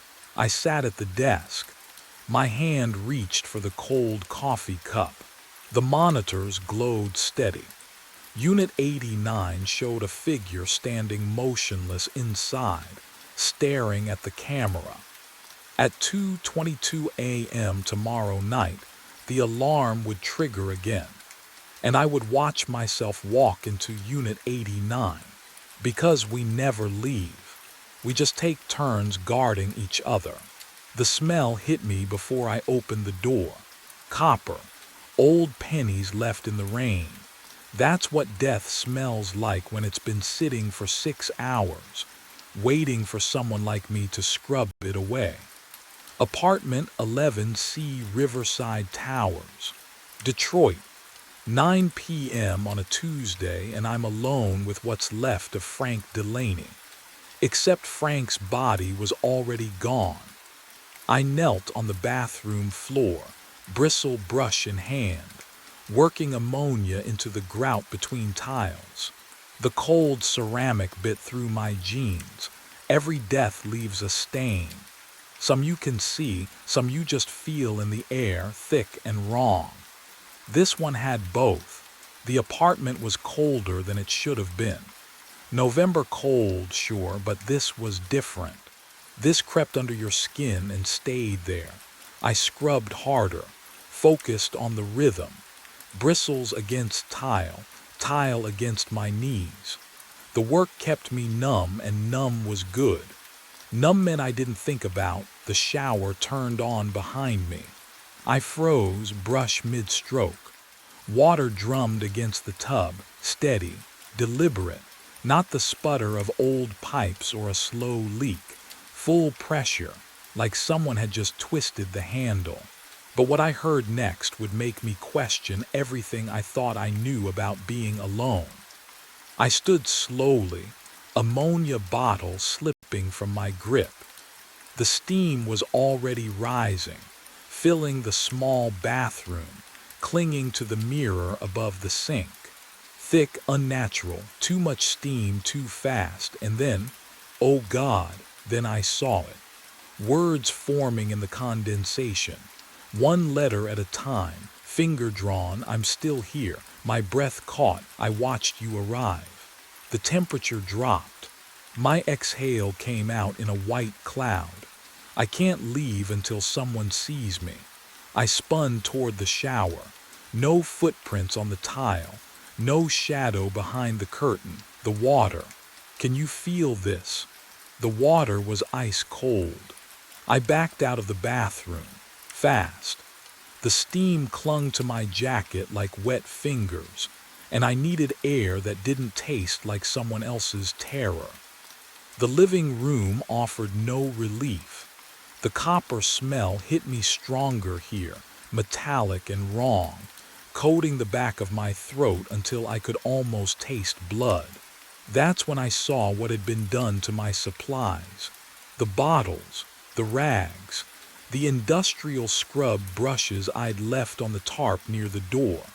Someone had arranged them on the stained carpet in a perfect outline. Arms spread, legs slightly bent, head tilted left. The exact position Frank Delaney's body had been in when they found him on the couch 6 hours ago. I hadn't done that. My hands went cold. I'd been in the bathroom for, 15 minutes? 20. Long enough for someone to move every single item with surgical precision. The bottles formed ribs. The rags traced fingers. Even my box cutter marked where his throat would have been. But what I found next made the bathroom seem almost normal. The breathing started behind me. Soft. Wet. Coming from the bathroom I just left. A steady rhythm like someone standing in the shower, chest rising and falling behind that mildewed curtain. Can you imagine hearing that in an empty apartment? Knowing you checked, knowing you saw nothing, I should have left. Every instinct I'd honed over 6 years of cleaning death scenes screamed at me to grab my keys and go. But my legs moved toward the sound instead, pulled by something I still can't name. The shower curtain hung still, no shadow behind it, no feet visible at the bottom. I grabbed the plastic edge, pulled. Nothing except for the handprint. 5 fingers pressed into the condensation on the tile wall. Fresh, still dripping. The ceramic beneath felt ice cold when I touched it, but the moisture. Oh God, the moisture was warm. My phone. I needed to call dispatch. Tell them I was done here, that someone else could finish this job. I yanked it from my pocket, thumbs shaking as I swiped the screen. No signal, not one bar. I'd had full signal when I arrived. The nightstand caught my eye then. A wooden frame sat beside the lamp facing away from the bed. Strange placement. I picked it up, turned it over. Frank Delaney stared back at me from the photograph. Gray hair, kind face, tired smile, but the eyes were all wrong. Too dark. Pupils stretched wide like they'd been painted over, swallowing the irises until only black remained. And they were looking directly at the camera. No, not at the camera. At me. Following me as I tilted the frame left, then right. The copper smell flooded my nostrils again. Something moved in the reflection of the glass covering the photograph. Behind me, close. And that's when I heard my name, whispered from the empty bedroom. I didn't wait to hear more. My boots hit the hallway and I grabbed the front door handle, yanked hard. The deadbolt refused to turn. I twisted again, shoulder against the wood, but the mechanism wouldn't budge. Locked. From the inside. Or something else entirely. The windows. I spun toward the living room. Every pane had been painted shut. Layers of old ivory coating the frames like scar tissue. How had I not noticed when I arrived? My watch read 9:43. Shift ends at 5 a.m. 7 hours. 7 hours trapped in apartment 11C with whatever knew my name. The temperature dropped so fast I could see my breath. Not gradual, not creeping cold. One moment I'm sweating under my work jacket. The next I'm exhaling fog into air that smells wrong, metallic, like sucking on a penny. The copper smell from earlier had spread. It coated my tongue now. Then, the water started. Bathroom faucet first. A distant hiss. I turned and the kitchen sink joined in steady rush of water hitting stainless steel. Then the shower. The tub. Every pipe in the apartment wailing at once, a chorus of pressure and flow that made my skull ache. But I hadn't touched anything. What would you do? Stay in the hallway. Go shut them off one by one. I stood frozen because shutting off the water meant going back into those rooms. and something in me knew that's exactly what it wanted. The footsteps started while I hesitated. Bedroom, slow, deliberate. The creak of floorboards under weight, heel, toe, pacing from the closet to the window and back. Heavy steps, a man's gait.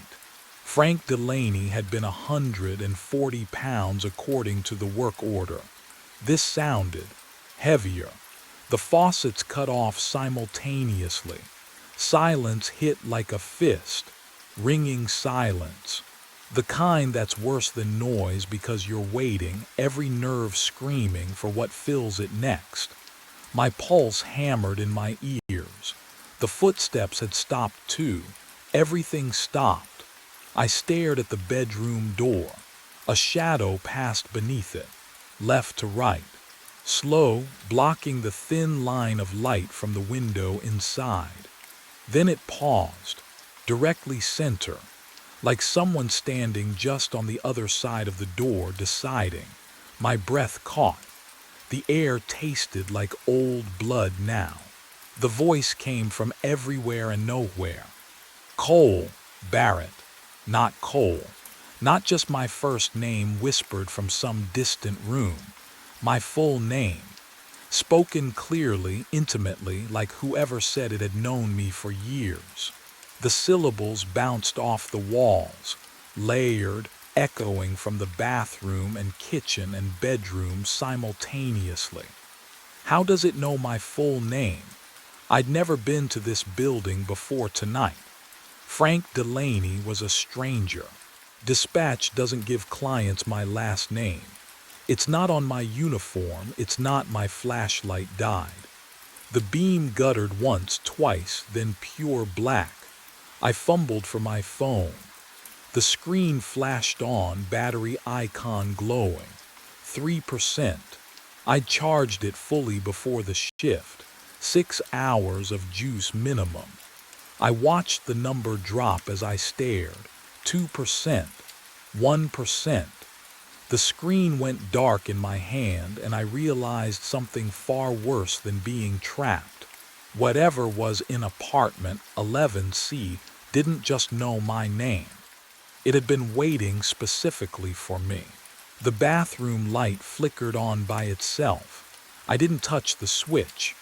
Hadn't moved from where I stood. Frozen. Phone dead in my hand. But the fluorescent buzz filled the apartment and pale yellow light spilled across the tiles. The mirror showed someone standing behind me. My breath caught. I spun around, nothing. Empty hallway, just the copper smell thickening in the cold air. When I turned back, there he was, an old man. 60s, maybe older, gaunt face. Eyes that pleaded. His mouth opened, closed, opened again, but the voice came from the living room.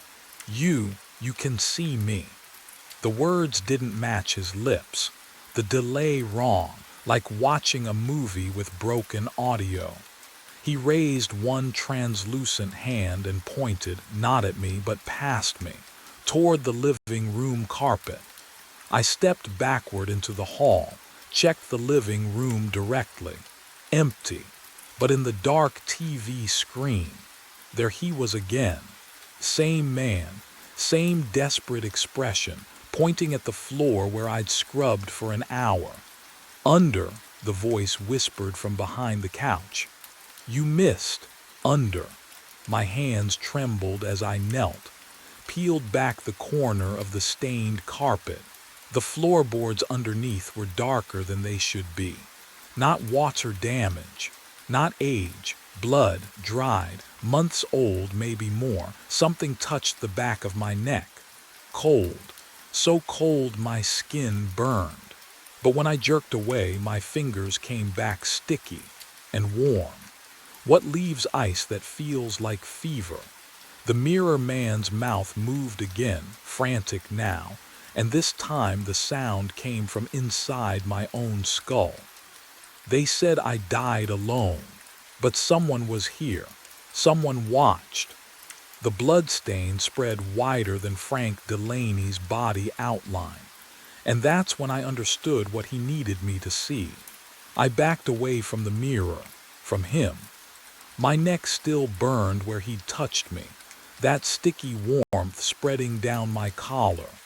The nightstand sat beside the sagging couch. A leather journal rested there, spine cracked, pages swollen from humidity. I picked it up. The leather was cold, unnaturally cold, like it had been stored in a freezer. When I opened it, the smell hit me.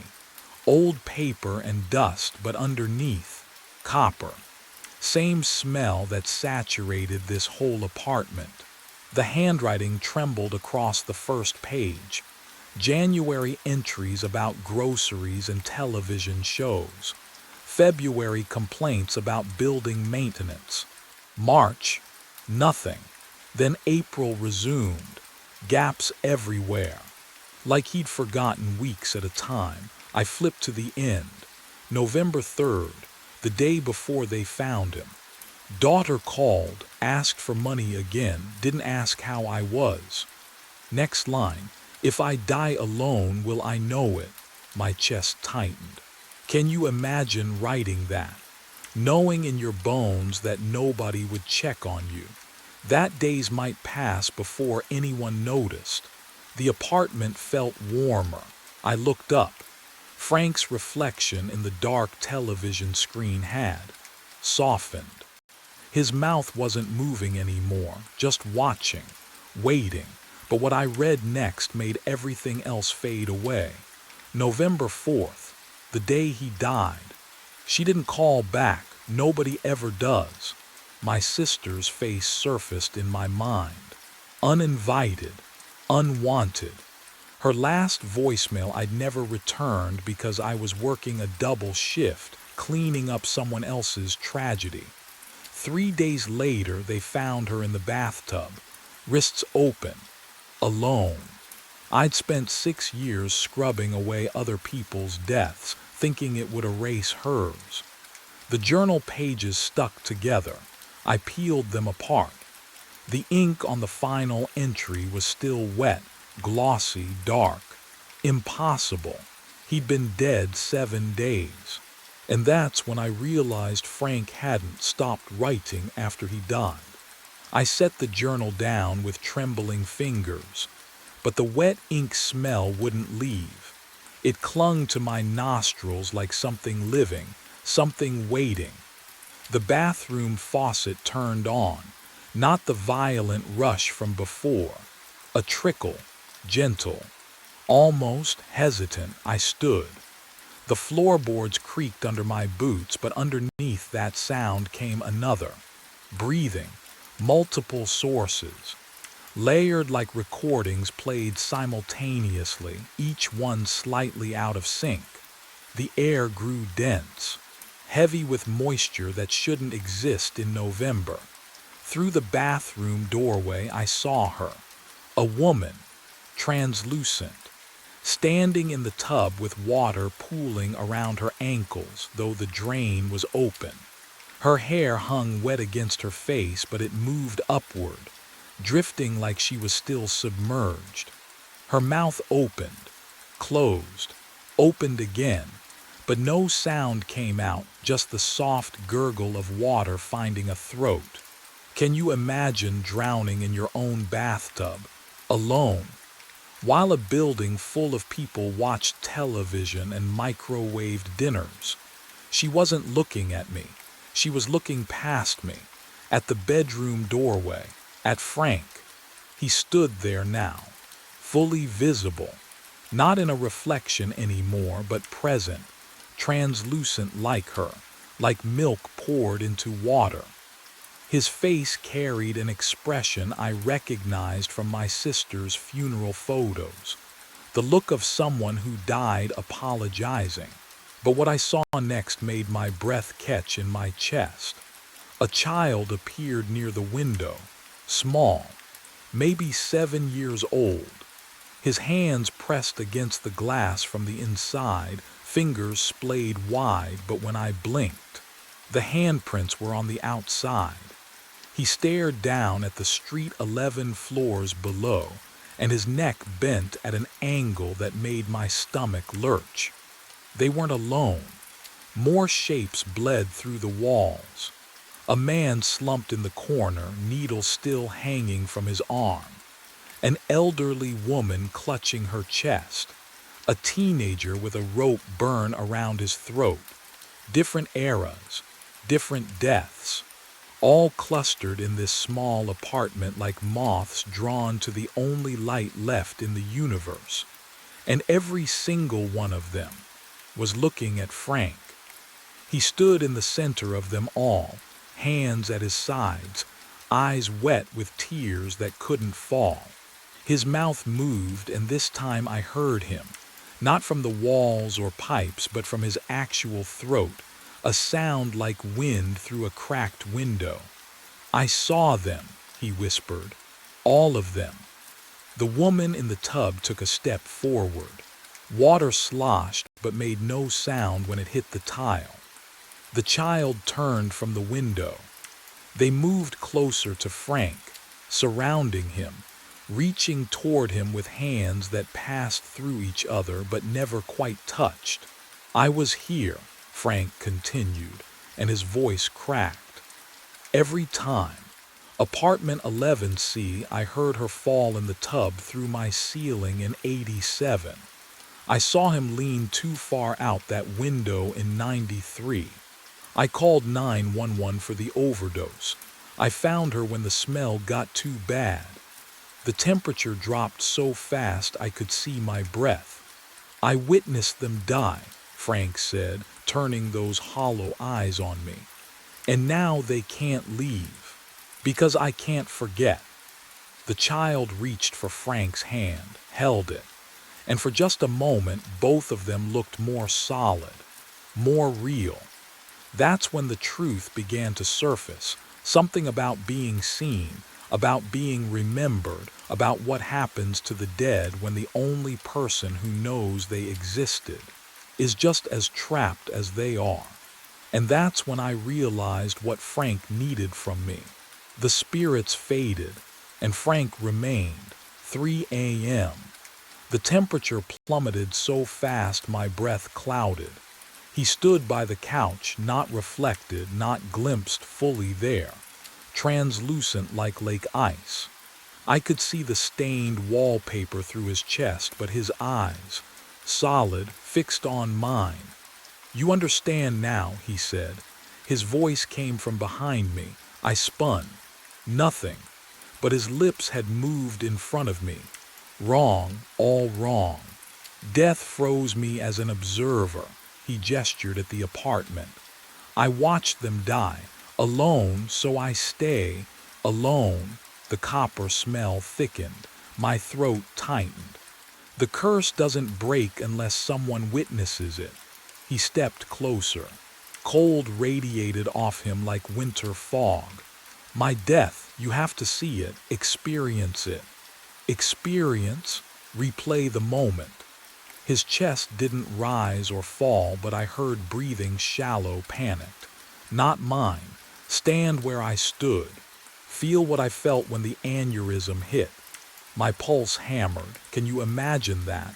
Choosing to die someone else's death. I can't just watch. No, Frank's jaw clenched. Witnessing means living it. The pain, the pressure. Your skull splitting open from the inside. I backed against the wall. The plaster felt warm, everything else was ice. "If I do that, you'll survive," he said quickly, too quickly. "You're alive, it's just memory, sensation."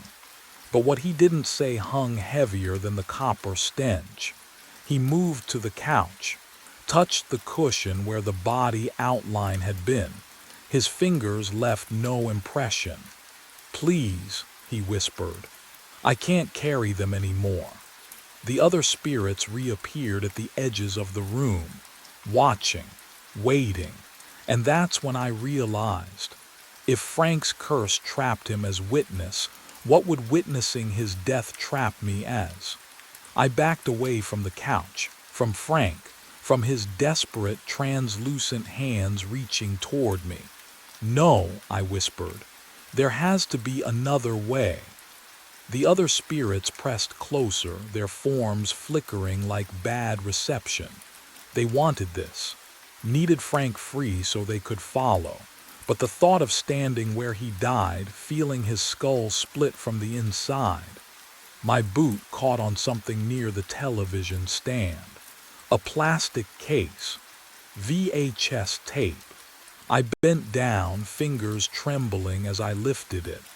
Handwritten label across the front, Security Cam Nav 4. The ink was fresh, too fresh for a dead man's apartment. "Frank," I turned the case toward him. "What is this?" His expression shifted. Something like fear rippled across his translucent face. The television, that ancient box he died watching, sat cold and dark. But beneath it I spotted the VCR. Dust covered the eject button, except for one clean fingerprint. Recent. I slid the tape in. The machine clicked. Word.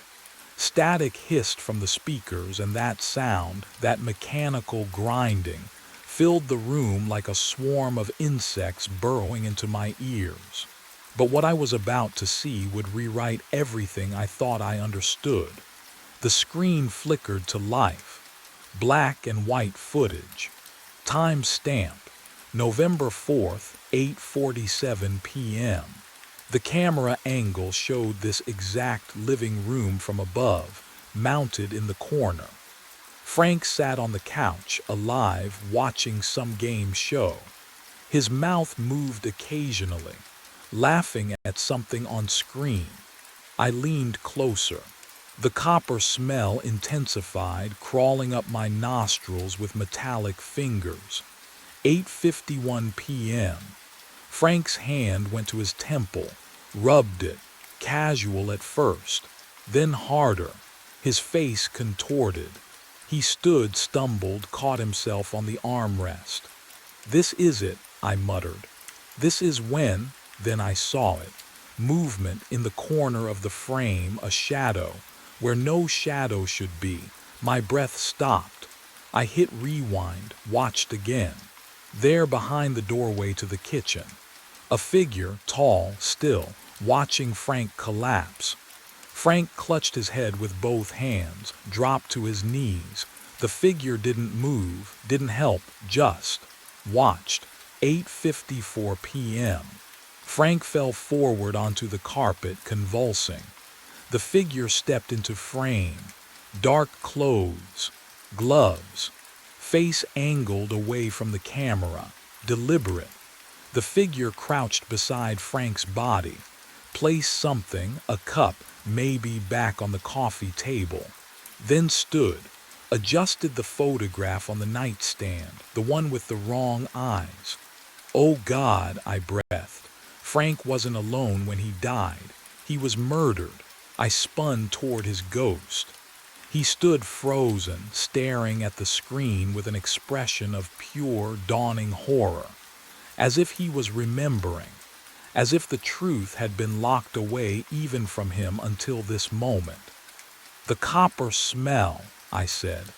"It wasn't just death, it was poison. Induced aneurysm. Someone," the tape continued playing.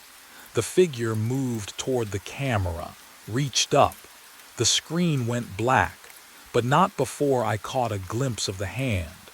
The building superintendent's ring on the third finger. Frank's voice cracked behind me. "He came back." "What?" "He came back." Frank's form brightened, solidified with rage.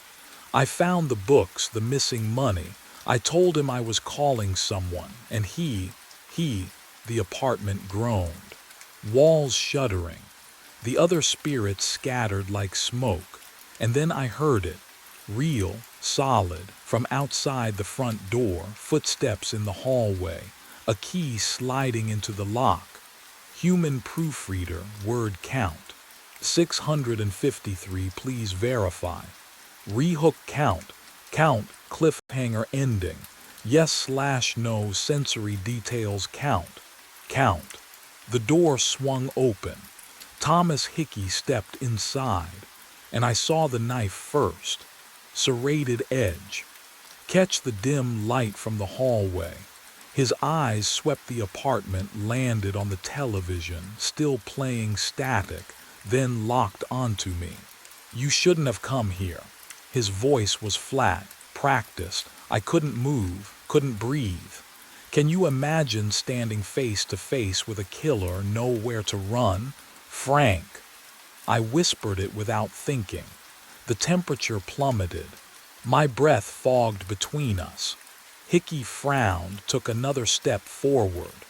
But Frank's reflection bloomed in the darkened television screen behind him. Mouth moving, fury radiating off him in waves. The copper smell surged. No, not copper. Bitter almonds, poison. He knew what you did, I said, my voice shook. The embezzling. Frank found your records. Hickey's jaw tightened. Smart man, too smart. He raised the knife. And now you've seen the tape. The VHS cartridge flew off the shelf, slammed into the wall beside Hickey's head. He spun, blade slashing at nothing. Frank was everywhere now, cabinet doors banging open, pictures rattling, the journal pages flipping wildly. The air itself pushed against Hickey, forcing him backward. What the television remote lifted, hovered, then launched straight at his temple. He tried to dodge, but what happened next sealed everything. His foot caught the edge of the carpet, right where Frank's body had lain. He stumbled. Skull met the corner of the coffee table with a wet crack that echoed through my teeth.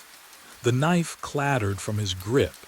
His eyes went wide, confused, terrified, then empty. The body slumped. Blood pooled, exactly where Frank's outline had been.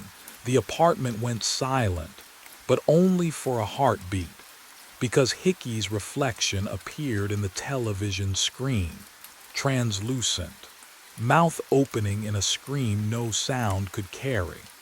And Frank stepped beside him, placed one cold hand on his shoulder, and smiled.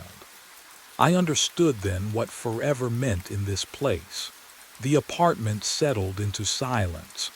5 a.m. arrived with a soft click. The deadbolt turned itself. I grabbed the tape from the VCR, evidence clutched in trembling fingers, and pulled the door open. Relief flooded through me until I stepped into the hallway. The carpet was wrong. Same stained pattern I'd seen in 11C, same copper smell hanging in the air, metallic and thick. I turned left toward the elevator, walked 15 steps. The hallway curved back on itself, and I stood facing apartment 11C again. My apartment. No, Frank's apartment. I tried the other direction. Same result. The building had folded in on itself, trapping me in an impossible loop. The door stood open. Inside, my cleaning supplies sat exactly where I'd left them at 9 p.m. The VCR blinked 12 o'clock. Hickey's body was gone, the coffee table unmarked. But what I saw in the hallway mirror made my breath catch. Steam clouded the glass. Words formed, drawn by an invisible finger. Welcome. You've been dead 6 hours but can't leave until someone sees you. I raised my hands, held them to the dim light filtering through the window. Translucent, both of them. The skin shimmered like frosted glass. I could see the wall behind my fingers, the outline of the door frame through my palm. How long had they been this way? Since I arrived, since I'd reached for the doorknob at 9 p.m. Can you imagine that moment, realizing you've been a ghost the entire time? Frank appeared beside me in the mirror, solid now, real. He placed a translucent hand on my shoulder and the warmth felt like ice. "Your van's been gone for hours," he said quietly. "The crash happened 3 blocks away. You never made it here alive." I looked at him, at Hickey's shape forming in the television screen behind us, at the other shadows gathering. We were all witnesses now, all waiting for someone to see us. I counted 16 people. There should have been 15. I ran the numbers twice, standing at the edge of Blackridge Dark Sky Preserve with my clipboard rattling in the night wind. Pine needles crunched beneath my boots. 15 registered attendees for the Perseid Meteor Shower Tour, but 16 bodies scattered across the field, silhouettes hunched over telescopes, breath misting in the August cold. The 16th stood 30 feet away, wearing my jacket, my exact jacket, North Face left pocket torn from last year's barbed wire incident. He held something slim and red in his hand, my laser pointer, the one currently clipped to my belt. Can you imagine that? Seeing yourself across an empty field at 2 in the morning, I walked toward him. Gravel crunched too loud. He turned and oh, God, his face was mine but older, decades older. Scars carved lines across his cheeks, geometric patterns that caught the starlight. When he exhaled, his breath came out in a visible cloud despite the mild temperature.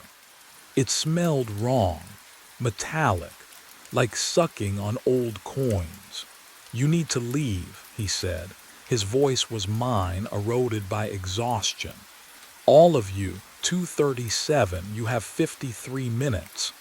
What are you, meteorite impact, center of the field?" He grabbed my arm. His fingers were ice. "I've tried 6 times, they never listen." That's when I heard it, high above, cutting through the cricket's song. A whistling, thin, distant, growing. "Everyone back to the vehicles," I shouted, spinning toward the group. "Now, this isn't. Is this part of the tour?" Rachel called back, laughing. They thought I was joking. I wasn't joking. The whistling grew louder and I realized something that made my stomach drop. Why his scars looked like coordinates. I gasped awake in the van. The smell hit me first, cold coffee and paper, the familiar mustiness of star charts piled on the passenger seat. My hands trembled against the steering wheel. Outside, voices drifted through the darkness. Cheerful casual, setting up tripods, adjusting telescope mounts. No, no, no, no, I pressed my palms against my chest, my stomach, my face, skin intact. No burns, no blood. The screaming still echoed in my skull. That high, horrible whistling, and then the impact, the flash that turned night into white fire. But my body bore no evidence of what I'd just lived through. The dashboard clock read 1:45 a.m. I stumbled out. The field stretched before me exactly as it had an hour ago, or would be in 52 minutes. Rachel was crouched beside her telescope, breath misting in the October air. Keith argued with someone about parking angles. Melissa adjusted her camera strap. Alive, all of them alive. "We have to leave," my voice cracked. "Right now, all of you." Rachel looked up. "Derek, you okay? There's going to be an impact." 237. A meteorite, I've seen it, Whoa, hey. Keith stepped closer, hands raised like I was a spooked animal. "What ray you talking about? How do you explain dying? How do you make someone believe they have 51 minutes left unless they run? Please." I hated the tremor in my voice, the desperation leaking through. "I know how this sounds, but you have to trust me. Derek. Rachel's tone shifted, softer now. Concerned, the way you'd speak to someone fragile. Did you hit your head or something? I'm not. The words died in my throat. Because at the field's edge, where pine shadows bled into starlight, something moved. A figure, watching. And I recognized the jacket it wore. I waited at the tree line. But the figure never came. No duplicate, no scarred face. Just wind through the pines and the smell of sap mixed with something sharp I couldn't name. I circled the field twice, pulse hammering against my ribs, but found only Rachel adjusting her telescope and Keith laughing at something on his phone. The absence felt worse than the presence. I forced myself to breathe, to wait. Maybe this time would be different.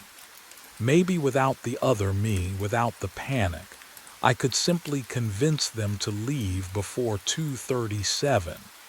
But when I approached at 2:15, voice steady, hands open, Rachel cut me off. Derek, we talked about this. Please just listen. No, Keith stepped closer, phone already out. I'm calling someone, you need help. The cold air bit through my jacket, not his. What would you do if no one believed the truth clawing up your throat? At 2:20, I stopped asking. I grabbed Melissa's arm, thin fabric bunching under my fingers, and pulled. She screamed. Keith tackled me into frozen grass that crunched like teeth, and I tasted copper and dirt. I kicked free, lunged for Rachel, dragged her 3 steps before hands yanked me backward. You're insane, Keith's voice sounded, delayed, like an echo arriving too late. They held me down. I stopped fighting at 2:35.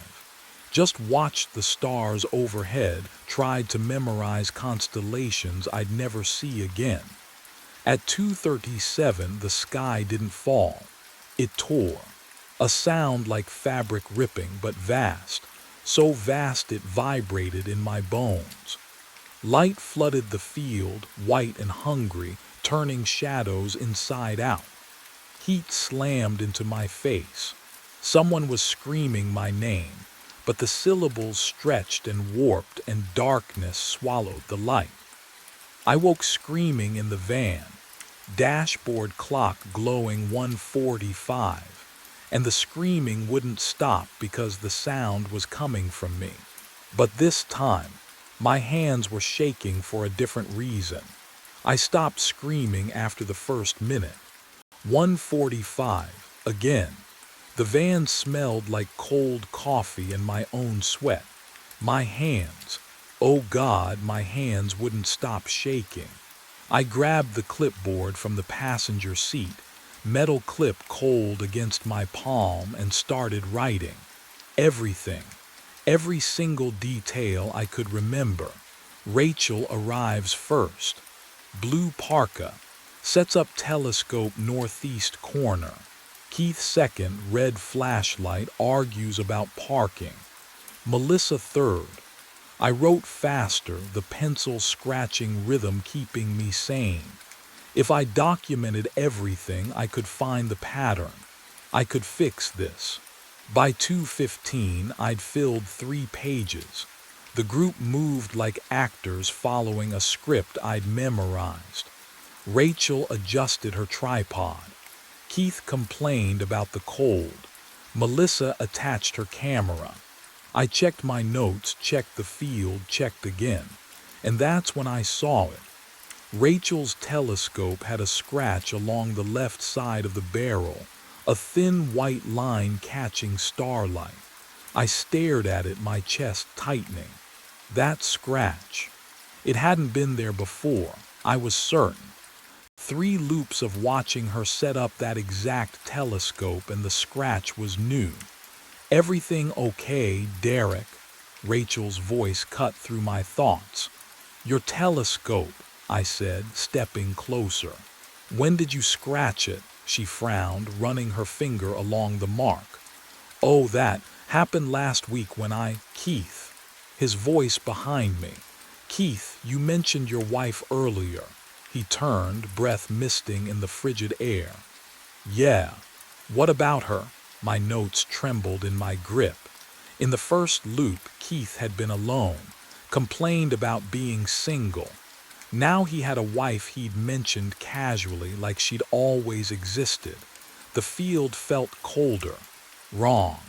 What would you do if reality started rewriting itself around you? And you were the only one who remembered what it used to be. I worked fast. If reality itself was unraveling, then words wouldn't save them. The spark plugs came out easily, cold metal biting my fingertips. Rachel's sedan, Keith's truck, Melissa's compact. One by one, I disabled every vehicle in the dirt lot, my breath fogging in the November chill. The forest pressed close around me, pine sap thick in the air. 2 minutes past 2. I'd barely straightened when footsteps crunched behind me. What the hell are you doing? Keith's voice, sharp, angry. I turned, spark plug still in my palm. Getting you out of here. But Rachel was already at her hood and Melissa was running toward the others. Therefore my window collapsed. Shouts erupted. Hands grabbed my arms. My clipboard clattered to the dirt. He sabotaged the cars. Call the police. There's no signal out here, just hold him. They forced me down, knees in the cold earth. Keith's grip on my shoulder felt like iron and I couldn't break free, couldn't make them understand. Have you ever tried to save someone who thinks you're the threat? Please, I gasped. Please, at 2:37, shut up. Keith's face was inches from mine. You're done. The minutes bled away. 20 past 2, 30. I stopped struggling, stopped begging. My knees went numb against the frozen ground. At 2:36, I smelled it. Burnt metal, cold breath against my neck. He stood among them now, my older self, face carved with scars that looked like star charts, weeping. His mouth didn't move, but I heard the words inside my skull. You can't save them. The sky began to scream. I woke gasping, loop 7, maybe 8. The van's interior looked wrong. I couldn't place it. Same coffee-stained cup holder. Same folded star charts. But the angle of the driver's seat felt off, like someone else had been sitting there. Outside, voices murmured in the darkness, setting up telescopes. Again, I stumbled into the field and froze. The tree line, it was different. The tall pine that always leaned slightly left now stood straight. A cluster of birches had vanished entirely, replaced by dense undergrowth that looked decades old. Had they always been there? My memory felt like wet paper tearing at the edges. Derek, you okay? Rachel's voice. I turned. Her face, wasn't it? Same dark hair pulled back, same concerned eyes, but her jawline seemed sharper, cheekbones higher. Or had I simply forgotten what she really looked like? Yeah, I managed. Just tired. Keith walked past, lugging equipment. His wedding ring caught the moonlight. He'd been married in loop 4, single in loop 2. I couldn't remember anymore what was real. Can you imagine losing track of people's faces, of trees, of your own memories? The cold hit differently tonight, bit deeper. I checked my watch, 1:53, still early. Maybe I could. Then I smelled it. Burnt metal, sharp and nauseating like inhaling copper shavings. The temperature dropped so fast my breath turned to fog. He stood at the field's edge, my older self, already. It wasn't even 2 o'clock yet. His scars looked deeper, fresh, weeping. His mouth opened. Your becoming, cold breath washed over me, tasted like blood and electricity. I looked down at my hands. Thin white lines traced across my palms. New scars forming as I watched. The same pattern that covered his ruined face. And I understood with absolute certainty what those coordinates meant. I stepped out of the van and saw myself standing by the tree line. 3 of me, all scarred, all wearing my jacket, my boots, my face carved with white lines that glowed faintly in the darkness. They stood at different points around the field's perimeter, motionless as fence posts, eyes fixed on nothing. My palms burned where the scars had appeared an hour ago, or a lifetime ago. I couldn't tell anymore. Rachel walked past the nearest one, tripod slung over her shoulder. She didn't flinch, didn't even glance at him. "Rachel," I called, my voice cracking. "Do you see? Derek, hey," she smiled, adjusting her telescope case. "You okay? You look pale." The version of me standing 12 feet behind her didn't move, didn't breathe. His chest was perfectly still and frost crept across his collar despite the August heat. "There's someone," I pointed. She turned, looked directly at him, through him. "Just us night owls," she said, already walking away toward her usual set-up spot.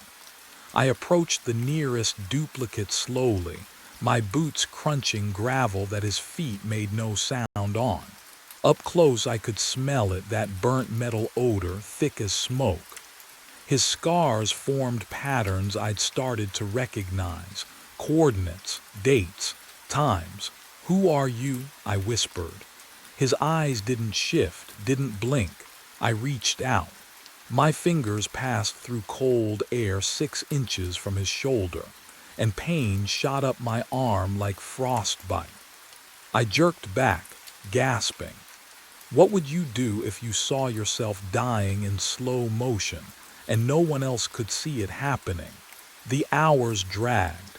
I tried to focus on the group, Melissa adjusting her camera, Keith arguing about the best observation angle, but my attention kept snapping back to them. The 3 failures, the 3 endings. At 2:15 they moved, not toward the group, toward me. Their footsteps made no sound, but I felt them, vibrations through the earth that matched my own heartbeat. They formed a triangle around me, closing in with mechanical precision. At 2:30 exactly they stopped, inches away. Their mouths opened in perfect synchronization, and cold breath washed over my face as they spoke with one voice, layered and echoing like a canyon. "We are the loop. We are the impact." The scars on their faces began to glow brighter, and I felt my own skin splitting open to join them. The pain stopped. I stumbled backward, but the 3 versions didn't follow. They remained motionless, arranged in a perfect triangle around me. The luminescence faded from their scars. My own skin sealed itself. No blood, no wound. Just thin white lines etched across my forearms like fresh burns. I could still hear Rachel calling telescope coordinates behind me. She hadn't noticed anything. None of them ever did. My hands trembled as I lifted my right arm toward the starlight. The scars weren't random. I'd been so focused on surviving, on warning, on evacuating. But these marks formed patterns, angles, degrees, minutes, seconds, celestial coordinates. 20 years of guiding meteor showers, and I'd never seen it. The oldest version's face, those deep grooves I thought were just trauma, they mapped a section of sky. I turned to the nearest duplicate, forcing myself to look closely at the marks carved into his cheek. Right ascension, declination, precise measurements. Would you believe me if I told you my own scars itched in response? A cold burning sensation, like frostbite spreading beneath the skin. I fumbled for the laser pointer in my jacket pocket. The metal felt too warm against my palm, as if it had been resting near a fire. The others were settling into their observation positions now. Keith adjusting his camera tripod. Melissa spreading her blanket on the damp grass. 2:28 a.m. 9 minutes left. I aimed the laser pointer toward the sky, hands shaking so badly the green beam wavered. I traced the pattern from my forearm first, a simple line, 47 degrees from horizontal. Then the second scar, the third. Each line intersected with the others. The beam converged on a single point, not where I'd been watching all these loops, not the southeastern sky where meteorites usually appeared in October. This was wrong. The coordinates pointed northwest toward a region that should have been below the horizon at this latitude. But there it was, a star I'd never noticed before, faint, pulsing. The color was off too red, almost infrared, like watching something through a heat signature camera. My breath caught. The smell hit me then, metallic and sharp like ozone after lightning, but underneath it's something organic, rotting. I lowered the pointer. All three duplicates had turned to face the same direction, their heads tilted at identical angles, staring at that impossible star. Oh, the loops weren't trying to prevent an impact. They were echoes, ripples moving backward through time from something that hadn't arrived yet, but would. And when it did, there would be no reset at 1:45 a.m. I had to be at the center. The thought arrived with a certainty that tasted like copper. The coordinates mapped onto my arms, the red star pulsing overhead. They all converged on one point, the exact spot where the meteorite would strike. I turned from the three scarred versions of myself and ran, not away, toward. Rachel shouted something behind me, but I was already screaming at the group to get to their cars. Now, this time I didn't explain. I shoved Keith toward the dirt road. Melissa dropped her camera. I didn't care. I grabbed telescopes and hurled them into the pine trees. They scattered. Finally, their headlights bounced down the access road, red tail lights shrinking to embers. The field emptied. The silence that followed pressed against my eardrums like deep water. 2:36 a.m. I walked to the field's center and stopped. The grass here felt wrong beneath my boots, flattened, scorched though it looked green. I exhaled slowly, watching my breath fog in the August heat. Impossible, but there it was. Then I smelled it. My own breath, metallic, burnt, just like theirs. Can you imagine understanding you've been running from yourself? That every warning, every loop, every scar was just an echo trying to remember how to die properly. The older versions of me emerged from the dark, not three anymore, dozens, circling. Their scars glowed faint red, matching the star overhead. They moved closer, steps synchronized with my racing heartbeat. The sky split open, not with sound, with pressure. The air turned solid, then shattered. I looked up into a wound of light that shouldn't exist, and the older selves stepped into me. Through me, merging, their memories flooded in. I saw the first loop, The first impact. The way my body had vaporized before my brain registered the flash. I'd been dead since the beginning. But if I was dead, what had been resetting the loop? White light burned through my eyelids. I woke to the rhythmic beep of monitors, the chemical sting of disinfectant, the scratch of starched sheets against my skin. My throat felt raw. How long had I been screaming? A nurse appeared, middle-aged, kind eyes. She touched my wrist, checking my pulse the old-fashioned way. "Mr. Ashford, you're in County General. You've been unconscious for 3 weeks. 3 weeks." I tried to speak, my voice cracked. The, the meteorite. 40 miles from town, she said gently. "You're very lucky they found you alone in the field." Alone. The word hit like cold water. I sat up too fast. The room tilted. "The group," I rasped. 15 people. Where her expression changed. Sympathy mixed with something else. Caution. "The detective will want to speak with you." She didn't answer the question. That told me everything. They brought me a mirror when I asked. My hands shook as I held it. My face looked thinner, older, but recognizable. Then I saw it. A thin white scar along my left temple. Delicate, precise. It hadn't been there before. Can you imagine tracing a mark on your own skin and knowing you died to earn it? The detective came that afternoon. Rumpled suit, tired voice.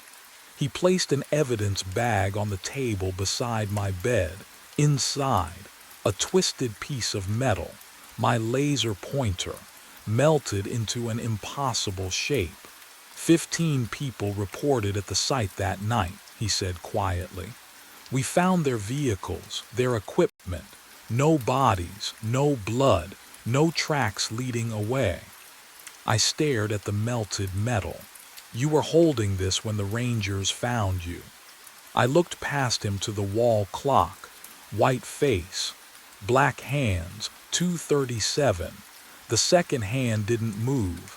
I checked my watch. It ticked normally. 3:15 in the afternoon. But the wall clock stayed frozen. The detective followed my gaze, frowned. "Maintenance must have forgotten to change the battery," he muttered. He left. The nurse left.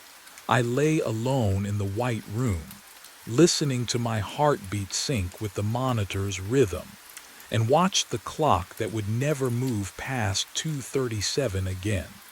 My breath fogged in the warm air, just once, then stopped. The bridge was gone. Half the structure just ended. Twisted metal jutting into black air. The gorge yawned beneath the headlamps at 3:14 a.m., and my hand was already slamming the emergency brake before my mind caught up. The lever shrieked down. The train did not slow. I pulled again.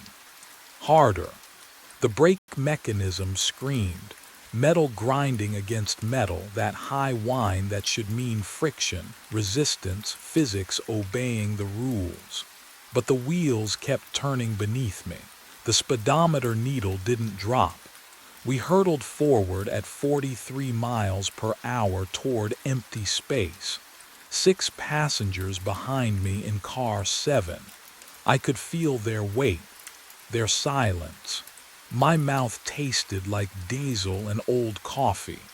The radio crackled with static, and under it, something else. A whisper that might have been coordinates, might have been a name. I yanked the brake a third time. My palm burned against the cold metal handle.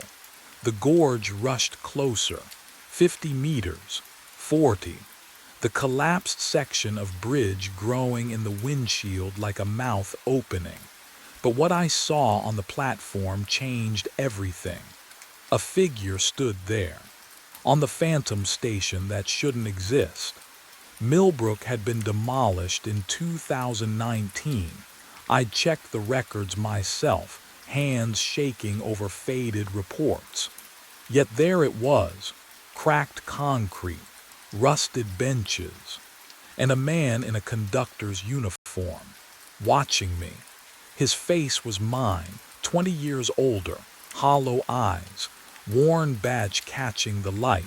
He didn't move, didn't wave, just stood there with his arms at his sides like he'd been waiting, like he'd always been waiting. The train shuddered.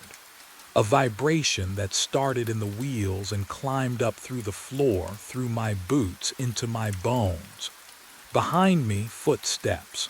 All 6 passengers moving in unison, their shoes clicking against metal in perfect rhythm.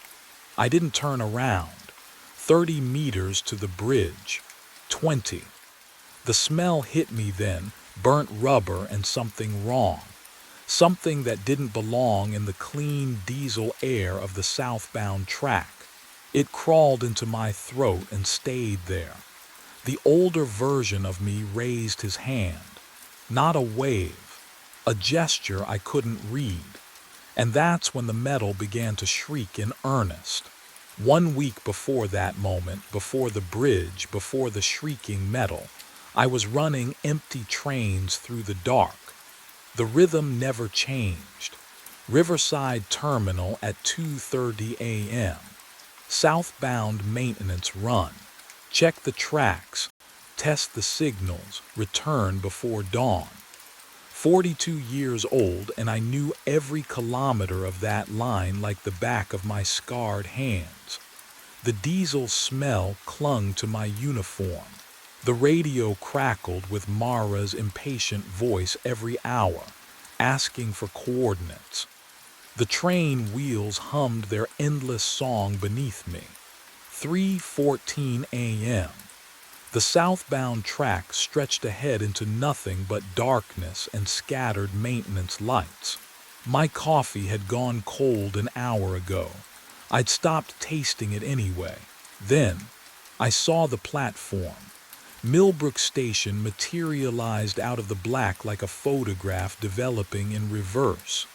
Yellow lights, cracked concrete, a single figure standing at the far end, motionless. My hand reached for the radio.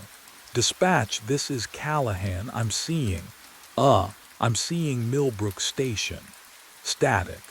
Then Mara's voice, sharp with annoyance. "Millbrook was demolished in 2019, Vincent.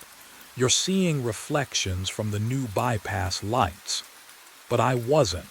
The figure hadn't moved, hadn't even shifted weight from one foot to the other. Something about that stillness made my throat tighten. What would you do? Keep rolling past something impossible or trust what your eyes are screaming at you? I pulled the brake. The train slowed, stopped. The hiss of released pressure filled the cabin. Through the window, the platform waited. Real, solid. The smell of night air mixed with something else. Something faintly wrong, like ozone before a lightning strike. I stood. My legs moved without consulting my brain. The door opened with a pneumatic sigh, and I stepped onto a station that shouldn't exist. My footsteps echoed on cracked concrete. The figure stood 20 paces away, back turned, wearing a conductor's uniform identical to mine. Same navy wool, same silver buttons catching the dim overhead lights. I stopped walking. The ozone smell was stronger here, mixed with something else. Stale coffee, diesel, the scent of my own jacket after a double shift. The figure turned around. Have you ever seen your own face grown old? Not in a mirror, not imagining it. Actually standing there, looking back at you. It was me. 60 years old, maybe older. Deep lines carved around the eyes, hollow cheeks. Exhausted in a way sleep could never fix. His uniform hung loose on a frame that had forgotten how to eat properly. He held a sheet of paper in trembling hands. "Vincent." His voice was mine but rusted. "You need to see this." I didn't move. Couldn't. My throat had sealed shut. He stepped forward, held out the paper. A passenger manifest. The date at the top read next Tuesday, 3:14 a.m., southbound track. 6 names typed in neat rows. Vincent Callahan was listed first. "Don't," his voice cracked, "don't take the southbound run. When dispatch calls Tuesday night, you have to refuse." The paper felt real in my hands. Standard issue manifest. Coffee-stained edges, but the names Bate Carver, Samuel Ortiz, Nina Wells, Thomas Ridley, Chloe Brennan, and mine right at the top. "The bridge collapsed in 2019, he whispered. "But the track still goes there at 3:14. It always goes there." My older self's eyes met mine. They were drowning. "I've tried to stop it 11 times. He stepped back toward the platform edge. "Now it's your turn." The lights flickered. When they steadied, he was gone. But what I found written on the back of that manifest would make refusing impossible. I drove straight to the county record's office. 4:30 a.m. The night clerk looked at me like I was insane. Maybe I was. My reflection in the glass door showed wild eyes, conductor's uniform wrinkled from. What? Standing on a platform that shouldn't exist, talking to myself 20 years older. The fluorescent lights buzzed overhead as I signed the visitor log. My hand cramped around the pen. I'd been gripping that manifest so hard my fingers ached. The computer hummed in the basement archives. Old machine. Slow internet connection. I typed Millbrook Station into the search bar and waited while the screen flickered. Rain drummed against the high windows. Each drop felt like a second ticking away toward next Tuesday. The first result loaded. Millbrook Station. Demolished June 7, 2019. Reason: structural instability following track realignment. I clicked deeper. Found the incident report buried 3 pages down. The PDF took forever to open. My heartbeat filled my ears while I waited. Can you imagine that feeling? Knowing what you're about to read will either prove you insane or confirm something worse. The file opened. Derailment. Old Bridge Route. June 4, 2019. 3:14 a.m. My coffee had gone cold beside the keyboard. I didn't touch it. Couldn't. My eyes locked on the next line. 7 fatalities. 6 passengers. 1 conductor. The words blurred. I blinked hard. Read it again. No names released pending family notification. Of course not. Why would there be names? Why would anything be easy?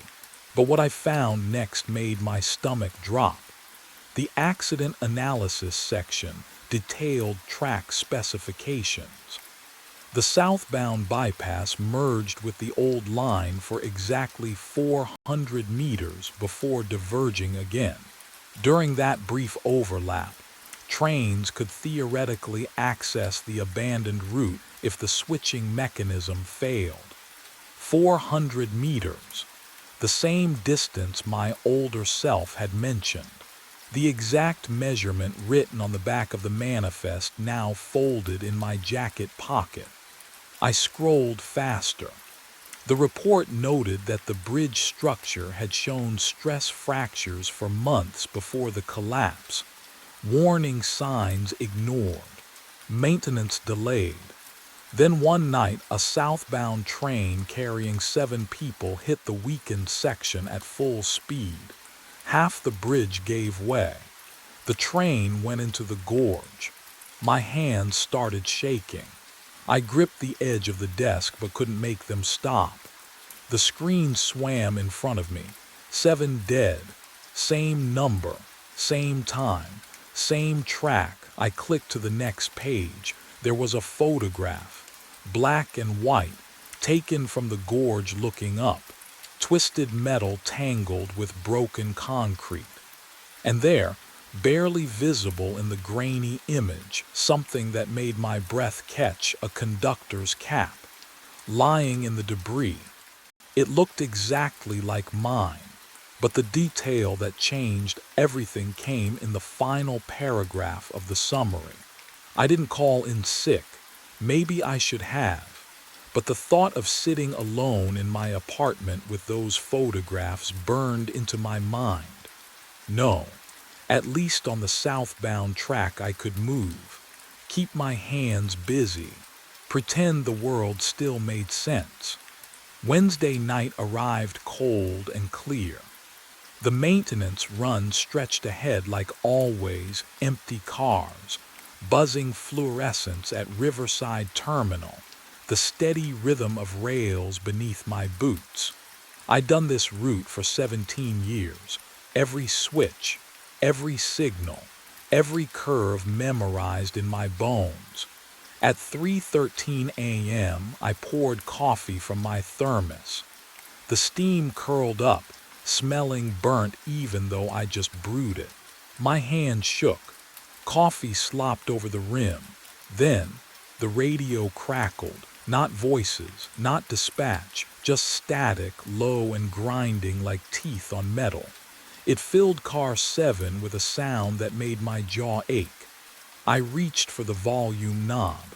3:14 a.m. The static stopped.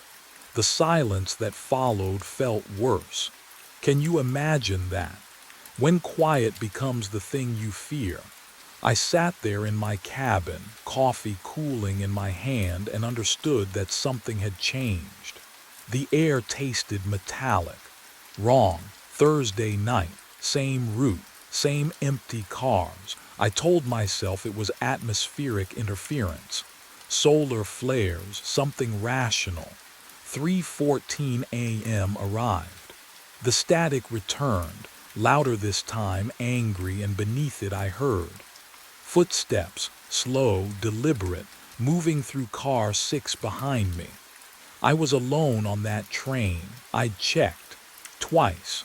Before departure and again at the first signal stop. But those footsteps didn't care what I'd checked. They moved closer.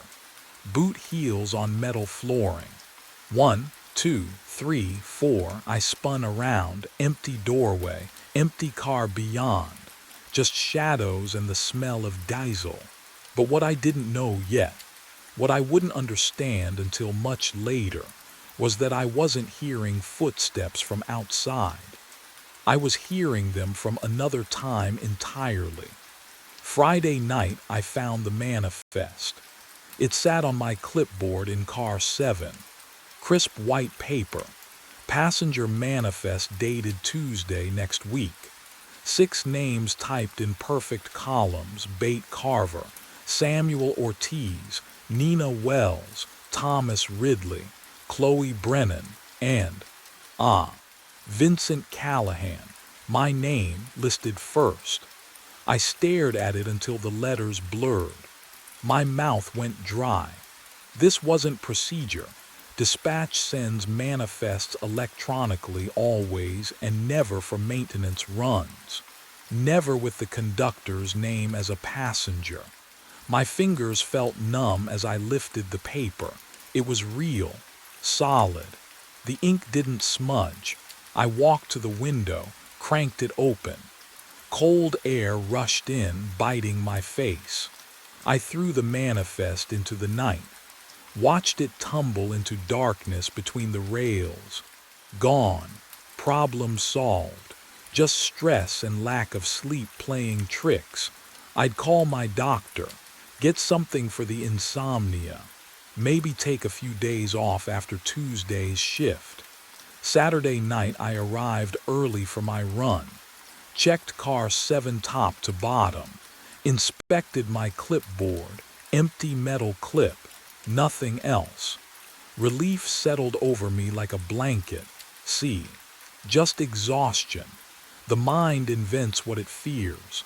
I'd learned that after the divorce when I'd hear Emma's voice calling from empty rooms.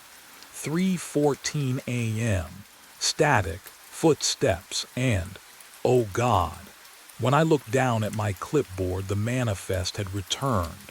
Same paper, same 6 names, same date. But this time there was something else. Something I'd missed before, or something that hadn't been there. At the bottom of the page, in handwriting I recognized as my own, though I'd never written it, were coordinates. Numbers that marked a single location. The old bridge, 400 meters down the southbound track. Sunday, Monday, every night the same. Static at 3:14. Footsteps that stopped just outside my door. The manifest reappearing no matter how many times I destroyed it, burned it, tore it to pieces, buried it in the terminal trash. Each morning it returned to my clipboard, fresh, perfect, waiting. I stopped sleeping, stopped eating. The other conductors noticed but didn't ask. You learn not to ask in this job. Everyone carries something. But none of them carried this.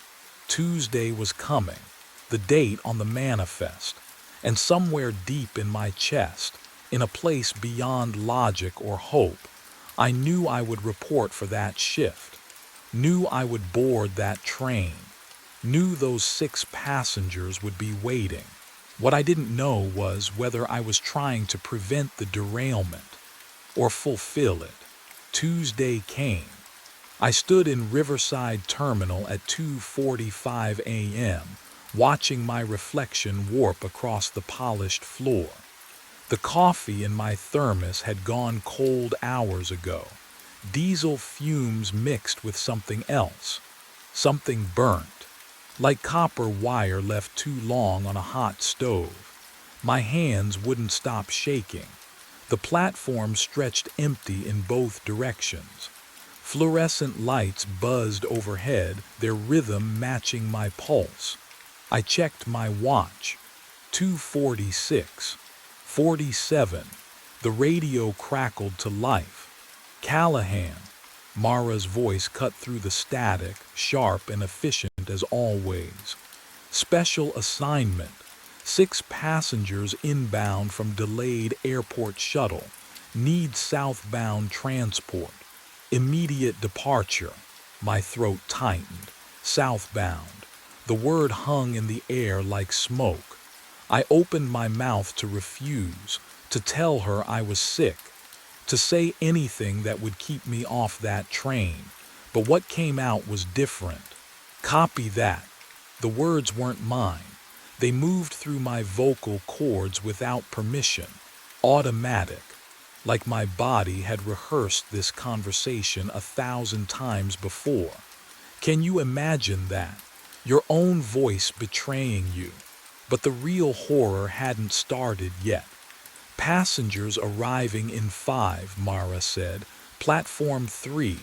My finger pressed the radio button. Understood. I wanted to scream, to drop the radio and run. My mind screamed no, no, no, but my legs carried me toward the platform anyway. 1 foot in front of the other. Steady. Practiced. The metal railing felt ice cold under my palm, slick with condensation that shouldn't be there in October. 6 names burned in my memory. Bate Carver, Samuel Ortiz, Nina Wells, Thomas Ridley, Chloe Brennan, Vincent Callahan. And then I heard them, footsteps approaching through the terminal. 6 sets of shoes clicking against concrete in perfect unison. Bate Carver stepped aboard first. The smell hit me before she reached the top step. Diesel and burnt rubber, thick enough to coat my throat. I swallowed hard. She wore a gray coat, clean pressed, but the smell clung to her like she'd been bathing in engine grease. Evening, I managed. She didn't respond. Her eyes passed over me without recognition. Empty, like I wasn't there at all. Samuel Ortiz followed. When he handed me his ticket, his fingers brushed mine, and oh God, the cold. Not winter cold, morgue cold, the kind that sinks into bone. I yanked my hand back instinctively, but he'd already moved past, settling into the second row without a word. Nina Wells boarded next. She stared at me, didn't blink, not once. I counted. 5 seconds, 10, 15. Her pupils stayed fixed, wide and glassy under the fluorescent lights. The air around her felt wrong somehow. Thinner. "Ma'am, you can take any." 314, she whispered. My stomach dropped. Thomas Ridley shuffled up the steps, lips moving. I leaned closer, straining to hear. "The bridge is out, the bridge is out, the bridge is out." Over and over. Same rhythm, same dead tone. He took his seat beside Nina, still whispering, hands folded in his lap like a child at prayer. Chloe Brennan came last. No luggage, not even a purse. Just her in a blue dress that looked decades out of style. She paused at the top step, tilted her head, and smiled at me. It wasn't a human smile. The sixth passenger, where was the sixth? I counted again. Bate, Samuel, Nina, Thomas. Chloe, 5. The manifest said 6, but what I didn't know yet was that the sixth passenger had been standing there all along. The sixth name on the manifest was mine. The realization hit like ice water. I turned from the passenger manifest, hand trembling against the cabin wall, and faced the windshield. Darkness rushed past. The rails hummed their monotonous song. Then the air changed. It smelled wrong, like ozone and rust and something older. The kind of smell that clings to abandoned places.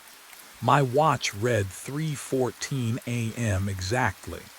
The train's rhythm slowed without me touching the controls. And there, oh God, there it was. Millbrook Station materialized from nothing. The platform glowed under fluorescent lights that shouldn't exist. Benches, a faded schedule board, all of it solid, real. The station, demolished 6 years ago, stood before me like a photograph bleeding into the present. A figure waited on the platform. But what I saw in that figure's face would make the next 60 seconds feel like drowning. My hand moved to the brake. I didn't want to stop. Every instinct screamed to accelerate, to blow past this impossible place. But my fingers closed around the lever anyway. The train shuddered, squealed, stopped. The doors hissed open. Cold air rushed in, winter cold, though it was June. The figure stepped aboard. His boots made hollow sounds on the metal floor. He wore a conductor's uniform, faded and stained with 11 years of phantom diesel. The fabric hung loose on his frame. He looked at me with my own eyes, decades older, exhausted, hollow. "Vincent," he said, his voice was mine, worn thin. "I've been waiting for you, for me, for us." He paused, breath rattling. 11 years I've tried to stop this. Every Tuesday, every loop. Loop, the word scraped out of my throat. He nodded slowly. "You'll stop the train, then you'll start it again." His expression cracked into something like grief. "We always do." But what he said next made my blood turn to sleet. The train lurched forward. I stumbled against the control panel. My hand found the brake lever, pulled, hard, nothing. The wheels screamed faster. The vibration climbed through my boots into my bones. Metal shrieked against metal, that sound you feel in your teeth scraping behind your eyes. Behind me, movement. I turned. All 6 passengers stood in perfect unison. Chair springs creaked together like a chorus. They stepped into the aisle, 1 foot, then another, moving toward me with that same unnatural stillness I'd seen when they boarded. Bate Carver at the front, Samuel Ortiz behind her, Nina Wells clutching her stopped watch. Their faces, oh God, their faces were mine, not copies, not masks. My face at 20, my face at 35, my face gaunt and hollow at 50. Different ages worn on different bodies, but the same eyes staring back. My eyes, all of them watching me from 6 separate timelines. No, the word barely escaped. They said nothing, just kept walking. The smell of burnt rubber thickened in the narrow cabin, diesel and something worse beneath it, something rotting. The train accelerated harder. Through the windshield, the darkness peeled away. The old bridge materialized. Half its iron skeleton jutted over the gorge, the other half, gone. Just empty air and a 400-meter drop into black water. My hands flew to the controls. Emergency brake, manual override, the throttle lever. Nothing responded. The passengers were 3 meters away. 2. Their mouths moved in sync, whispering coordinates I couldn't quite hear. Metal groaned. The rails beneath us twisted. The world tilted left, then right, then up became down, and down became everything inverted. And in that final moment before the bridge, I understood what waited at the bottom of the loop. Cold concrete pressed against my cheek. I opened my eyes. Platform lights flickered overhead.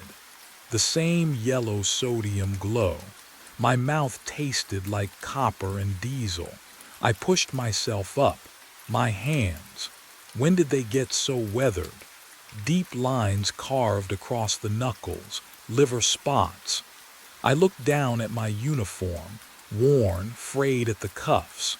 The fabric had that permanent crease of years, not days. My watch. I twisted my wrist. The date glowed back at me. 11 years. 11 years. Forward, the memory of the crash flooded back. The inverted world, the bridge, the passengers with my face. I touched my jaw, older, skin sagging. I ran my tongue over my teeth. One missing in the back. Oh God. The platform stretched in both directions. Empty, silent. No exit signs, no stairs, just the tracks and the phantom station that should not exist. But I knew what came next. I had always known. A low rumble vibrated through the concrete. I turned. Headlights pierced the darkness. 3:14 a.m. The southbound maintenance train rounded the curve. Same route, same speed. My chest tightened. Not from fear anymore, from recognition. The train slowed. I stepped to the edge of the platform. The headlights washed over me and I saw him through the cabin window. Younger, 42. Eyes not yet hollowed by this place. Me. He looked confused, frightened. His hand hovered over the brake. I raised my hand, slowly. The gesture I remembered seeing 11 years ago, or was it 1 week ago? Time had no meaning here. The train stopped. He would step out. I would give him the warning. The manifest. He would try to change things, and next Tuesday, he would crash anyway. The loop begins. The camera mount was empty. I stood there in the ravine, flashlight beam shaking across the stripped bolts where camera 14 should have been. 90-minute hike through black forest for nothing. My breath fogged in the October cold, pine needles slick under my boots. Then I saw the note, zip-tied to the tree. White paper, my own blocky handwriting. I recognized it immediately. The words made my stomach drop. Don't go home tonight. I'm you from 6 days ahead. Something's waiting. I went home. I didn't make it. Can you imagine reading that? Your own warning from yourself. My pulse hammered in my ears. This had to be a prank. Some hiker found my camera, thought they'd mess with the forest weirdo. But the handwriting, the specific details, 6 days ahead. I read it again, hands trembling, a branch snapped behind me. Close, maybe 20 feet. I spun, flashlight cutting through the dark. Nothing, just trees, shadows layering on shadows. The forest held its breath around me, and I realized how utterly alone I was. No cell signal, no backup, just me and whatever was out there. Another sound, footsteps, deliberate. Hello, my voice cracked. A figure stepped into the light, holding my camera, camera 14. Red recording light blinking. But what I saw next would shatter everything I thought I understood about reality. The face, oh God, the face. It was mine, same scar on the left cheek, same jacket, same exhausted eyes. He looked. Hollow, wrong. The air around him smelled like smoke and ash, thick and acrid. He raised the camera, aimed it at me. His lips moved, voice a rasp I felt in my bones. You're already dead. I watched it happen. My mind raced back to when it started, 6 nights ago. The notification chimed at 2:13 in the morning. Camera 14 uploading motion-detected images. I'd rolled over in bed, Vanessa warm beside me, and ignored it. Standard protocol. Wildlife moved at night. By dawn, I'd pulled the files over burnt coffee at my kitchen table. The mug's heat bled into my palms as I opened the first image. A figure, standing at the ravine's edge, 70 yards from the camera. Hiker, I told myself, lost. But the timestamp read 3:17 in the morning. No headlamp, no visible gear. The next night, another upload, same figure, 50 yards now, closer, third night. 30 yards, the resolution sharpened. I could make out a jacket, dark. Familiar cut, fourth night, 20 yards, I zoomed in. My hand trembled against the trackpad. The figure wore my jacket, the navy one with the torn pocket from last season. Same build, same stance. But what I saw on the 5th night changed everything. 15 yards from camera 14, close enough for facial features. I enlarged the image until pixels fractured across my screen. The scar on the left cheek, the exact angle of the jaw, the hollow eyes staring directly at the lens. It was me, same clothing, same everything, down to the boots I'd worn that very day. My breath caught. Cold sweat prickled down my spine. I scrolled to the 6th upload, received just hours before I'd driven out to check the site. The image stopped my heart, not the forest, not the ravine. My living room, door open, someone entering, timestamp 6 days ahead, October 21st, 9:47 at night. The exact time I always came home. And that's when I understood. Whatever was hunting me knew my schedule better than I did. I drove, gravel pinging against the undercarriage, headlights cutting through pine shadows that swallowed the road behind me. My hands wouldn't stop shaking on the wheel. Camera 14 was 90 minutes into the forest, and I had to retrieve it, had to see what was real. The trailhead appeared at 4:37. I grabbed my pack and flashlight, locked the truck. The forest swallowed sound here. No wind, no animals, just the crunch of my boots on frozen needles. Every 20 steps I'd stop, listen. Nothing followed, but the silence felt occupied. Can you understand that? When emptiness has weight. 40 minutes in, my breath came shallow. The cold bit through my jacket, tasting of metal and old smoke. Wrong for October. Wrong for this forest I'd walked 100 times. But what I found at the ravine would make everything else irrelevant. The mount was empty. Camera 14 gone. Just the aluminum bracket bolted to the pine, security cables dangling like severed nerves. I ran my fingers over the cut ends. Fresh. Someone used bolt cutters today. Then I saw the note. White paper zip-tied to the trunk at eye level. My own handwriting. I'd know those loops anywhere the way I slashed my capital I's. My hands trembled as I tore it free. The words burned into my skull. I'm you from 6 days ahead. Don't go home, something's waiting. I went home, I didn't make it. My chest tightened, 6 days ahead. The timeline matched, the uploads, the progression, that final image of my living room door. What would you do? Would you believe it? I read it again. The paper smelled like ash. What I didn't know yet was that the warning had already failed. My phone buzzed in my pocket. The screen lit up. New upload received. Camera 14. Timestamp. Oh God, timestamp. 6 minutes from now. I didn't look up from my phone. That saved me.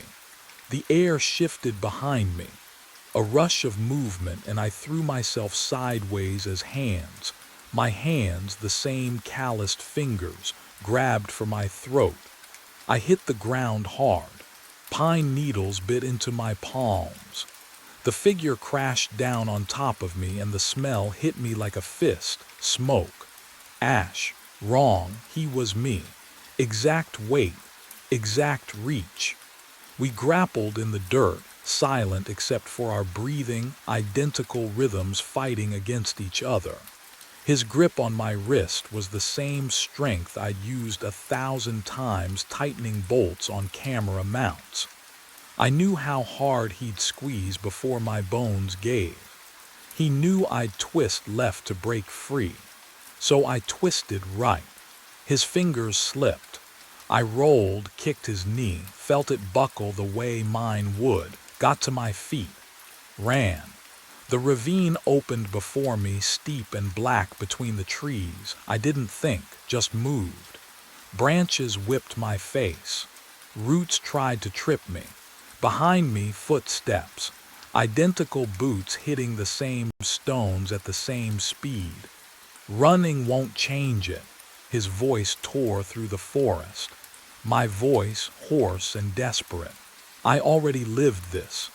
But what he shouted next made my blood freeze. I crashed through underbrush, lungs screaming. The trail.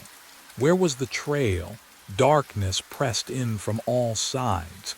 Every tree looked the same. I'd hiked this route 12 times, but panic scrambled my memory. Left or right? Which way led back to there? The orange trail marker. I burst onto the path and saw my truck 50 yards ahead, pale paint gleaming in the moonlight. Keys already in my hand. When had I grabbed them? I didn't remember, didn't care. The door, the ignition, engine roaring to life. I threw it in reverse, tires spitting gravel. Spun the wheel, shifted to drive. The truck lurched forward down the fire road, and only then did I look back. He stood in the middle of the road, motionless. Camera 14 raised to his face, red light blinking, photographing me. What would you do? Would you floor it and never look back? Or would you already know, deep in your bones, that the shutter sound echoing through the pines was the sound of fate closing around you? I drove faster. The figure shrank in my rearview mirror but never moved.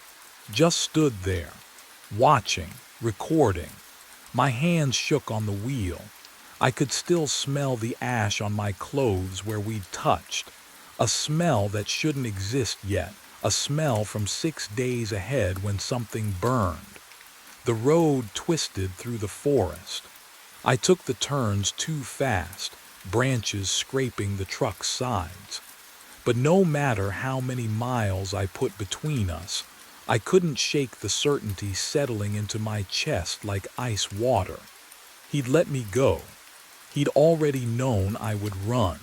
He'd watched himself do it 6 days ago, and he'd photographed my escape anyway. Because whatever came next required documentation.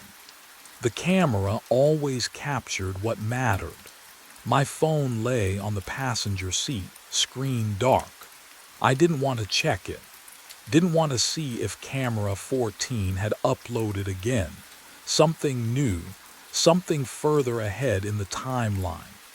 But my eyes kept drifting to it, waiting for the notification light to pulse. What would the next photo show? I was 20 minutes from the ranger station when my phone finally buzzed. The screen lit up. One new upload. Camera 14. Timestamp. 72 hours from now. And the preview image that flashed across my screen made me swerve hard enough to nearly leave the road. The ranger station's lights burned yellow through the trees.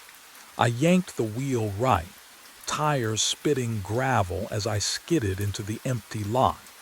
My hands wouldn't stop shaking. The phone sat in the cup holder, screen dark now, but I'd seen the preview image, just a glimpse before I'd swerved. Enough to know it was getting worse. I stumbled through the door. Hank looked up from his desk, coffee mug halfway to his lips. The station smelled like burnt grounds and pine cleaner, and something else. Something faint, like ash carried on wind that shouldn't be blowing indoors. "Breslin," he set the mug down, "you look like hell." Camera 14. My voice came out raw.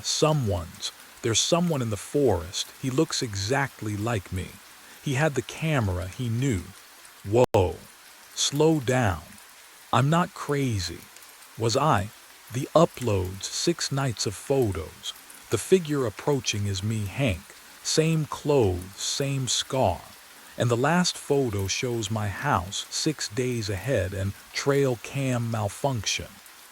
Hank leaned back in his chair, and it creaked in a way that felt wrong, delayed, like the sound arrived a heartbeat after the movement.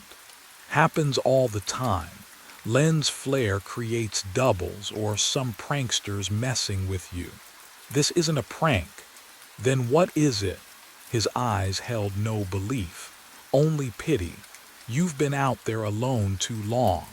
Vanessa's been saying, don't. I cut him off. Just don't. But what could I say that wouldn't sound insane? What would you do if your supervisor looked at you like you'd already lost your mind? My phone buzzed. New upload received. I pulled it from my pocket. The screen felt ice cold against my palm, colder than it should have been. Hank was talking, something about mandatory psych evals and taking time off, but his words dissolved into static as I opened the file. The timestamp read 72 hours ahead. The photo showed this room, this exact office, empty. Hank's radio on the desk, microphone cord dangling, papers scattered across the floor, and on the tile beside the filing cabinet, a dark pool that could only be blood. I looked up.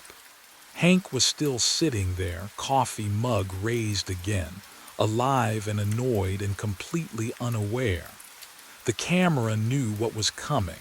It had already seen it happen, and I was utterly, terrifyingly alone. But the next upload would arrive even sooner than I thought. I dialed Vanessa the moment I hit the gravel road. My phone pressed cold against my ear, hands shaking so badly the truck swerved twice before I steadied the wheel. One ring, two, three. "Come on," I whispered. "Please." Voicemail. Her voice bright and professional. I hung up, tried again. Same result. My chest tightened.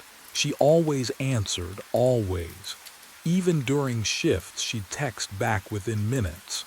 I drove past the ranger station turnoff, heading toward our house instead. The headlights carved tunnels through darkness, trees blurring into black walls on either side.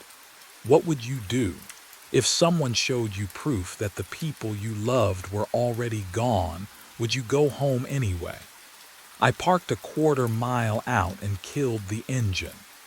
The walk through the tree line felt endless, every snap of a twig beneath my boots too loud, too exposed. Our house emerged through the pines, a warm glow against the night, lights on in the living room. Kitchen too. Movement flickered past the window, a shadow crossing from left to right. Someone was home. I crouched at the edge of the clearing, pulse hammering in my throat. The television played through the glass, canned laughter from some sitcom Vanessa never watched. Her purse sat on the kitchen counter, keys beside it. Everything looked normal, except she wasn't visible, nowhere. But what I saw next made my blood turn to ice. I crept closer, feet silent on damp grass. The front door hung open, just an inch, just enough. Cold air drifted out, carrying something with it, a smell that didn't belong, smoke, ash, the acrid tang of something burned, not wood, not food, flesh. The scent coated my tongue, thick and wrong, and I knew Vanessa wasn't just missing. Whatever had happened in that ranger station, photo 3 days from now had already started here. Tonight. I pushed the door wider, metal grip cold against my palm. The smell hit harder inside, ash and copper and something chemical like melted plastic. The television still played, canned laughter echoing through the silence. The living room was wrong. Our floor lamp lay shattered near the couch, glass shards glinting under the overhead light. The armchair we'd bought last spring, overturned, one leg snapped clean off. Dark droplets trailed across the hardwood. Blood. Small spatters at first, then larger, leading toward the hallway. "Vanessa!" My voice died in the stale air. I followed the trail. Each step the floorboards creaked beneath me. The sound felt obscene in the quiet. Can you imagine it? Walking through your own home, hunting for your wife's body. The blood led to our bedroom door and stopped. I shoved it open. Empty bed. Sheets pulled back like she'd just risen. Her phone on the nightstand, screen dark. Closet door hanging open. Nothing. No one. But what I found when I returned to the living room made my skin go cold. Camera 14 sat on the coffee table, right there, in the center. Lens aimed directly at the front door. The red recording light blinked steadily, patient, mechanical, still capturing, still watching. I hadn't brought it inside. I hadn't even found it in the forest. My hands shook as I lifted it. Heavy, real. The viewfinder display glowed faintly in the dim room. I pressed the review button. 168 photos captured. The number pulsed on the tiny screen. Tonight's images, all of them, time-stamped in sequence, starting hours ago. when I was still at the ranger station, when someone else was here, when Vanessa was still home. I stared at the blinking cursor. Review. My thumb trembled against the smooth plastic as I pressed review. The viewfinder glowed green. The first photo loaded. Timestamp 8:43 tonight. The front door. Opening, I scrolled forward. A figure stepping inside. Dark jacket. Jeans, work boots, the same ones I was wearing. The camera had been positioned on the coffee table, lens aimed at the entryway, motion triggered. Each photo captured in 2-second intervals. Photo 12, the figure turning, face visible now. My face. Can you imagine staring at yourself committing a crime you don't remember? I couldn't breathe, couldn't blink, but I kept scrolling, because I had to know. Photo 18, Vanessa appearing in the kitchen doorway, phone in hand. Her mouth open, calling out. Photo 20, the figure, me crossing the living room toward her. Photo 22, empty frame, they'd moved out of view. The next 6 photos showed nothing, just the overturned lamp casting shadows across hardwood. Then, photo 29 captured movement again, but what I saw in the following images would crack my understanding of reality itself. Photo 30, my doppelganger walking back into frame. Calm, expression blank. He moved like someone completing a checklist. He approached the coffee table, reached toward the camera, adjusted the angle slightly. Photo 31, his hand withdrawing. Photo 32 through 167, a nightmare slideshow. Me carrying the camera outside. Close-up of my truck's interior, dashboard clock visible. Forest road, darkness between trees. The ravine, finally. The empty mount where camera 14 had been zip-tied. Where I'd found the note. The metallic smell of blood still hung in the air around me.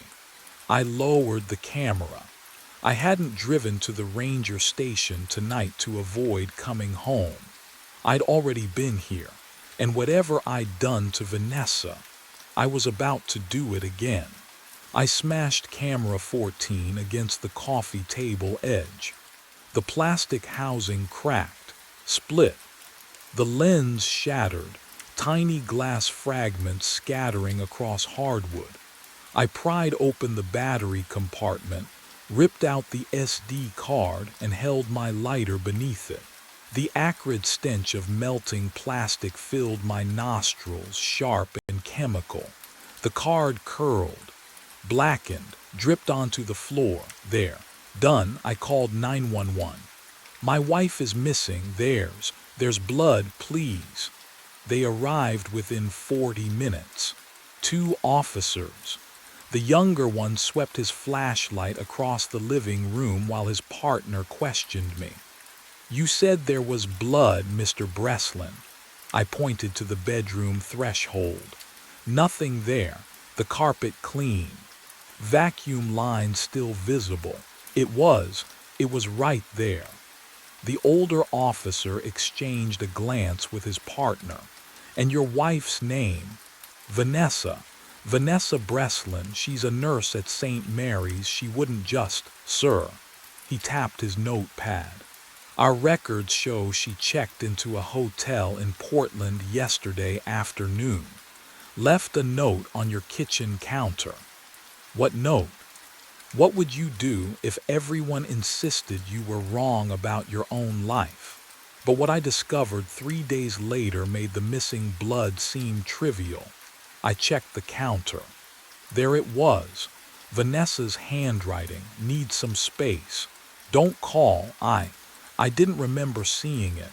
Days blurred after that. I'd find myself standing in rooms with no memory of entering. Meals half-eaten. My phone showing calls I didn't recall making. Then I woke in my truck. Engine running, headlights cutting through dawn mist. The forest road stretched ahead, familiar and wrong. I looked down. Camera 14 sat intact in the passenger seat, red light blinking, and the SD card, unmelted, unmarked, was slotted firmly inside. I woke with dawn light slicing through the pines, camera 14 heavy in my lap. The ravine stretched below me, steep, familiar, wrong. My hands were coated in ash. The smell, smoke, and something chemical, burnt plastic, clung to my jacket like a second skin. I had no memory of driving here. 6 days. That's how long the loop had said. 6 days between the photo and the event. I tried to count backward, but the hours had blurred together like wet ink. Meals I didn't remember eating. Conversations I couldn't recall. Vanessa's voice on the phone, distant, pleading, then nothing. The camera's red light blinked, still recording, through the trees, movement. A figure hiking uphill toward the empty mount where camera 14 should have been. Same navy jacket, same deliberate gait, same scar catching the early light. Me, 6 days ago. Can you imagine watching yourself walk toward your own destruction? I wanted to scream, to warn him, to run, but my legs wouldn't obey. The loop had its own gravity now, pulling me forward like current dragging a drowning man deeper. I watched my past self reach the tree. Confusion flickered across his face, my face. He found the note zip-tied to the bark. Read it. His hands trembled, but what happened next wasn't a choice anymore. I stepped from the shadows, camera 14 raised. His head snapped toward me. Recognition. Horror. The exact expression I'd worn 6 days ago. Or was it 6 days from now? Time had lost meaning. I opened my mouth. The words came automatically as if I'd rehearsed them 1,000 times before. You're already dead, I whispered. I watched it happen. His eyes widened. He stumbled backward. Therefore, I lunged forward, not because I wanted to, but because I already had. The loop closed around us both like a fist. I was the doppelganger now. The warning, the inevitable. And somewhere, 6 days ahead, another version of me was waking up, beginning again. The fabric felt wrong the moment I touched it. Cold. Too cold for something that had just finished a hot cycle. I pulled the bundle from washer 7, and the fluorescent lights overhead buzzed louder, as if they were listening. The smell hit me next, detergent, yes, but underneath. Something metallic, copper. I unfolded the wet uniform, navy blue, security guard patch on the shoulder, and stitched across the chest pocket in white thread, Owen Brady, my name. My hands shook as I dug deeper into the drum. Keys, my keys, the ones with the bottle opener keychain my sister gave me 3 years ago. My wallet, leather warped and swollen. And a phone, not mine, newer. I pressed the power button. The screen lit up my face in cold blue light, and there was only one file saved. A video, time-stamped 6 months ago. January 14th. I should not have played it. The footage was grainy, security camera quality.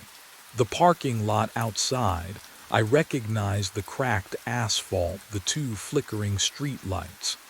A man walked toward a sedan. He moved the way I move, shoulders hunched, hands in pockets. Then headlights flooded the frame. The impact was soundless, but I heard it anyway.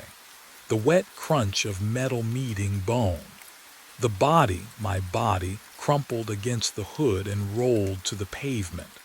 The car did not stop. Tail lights disappeared into the dark.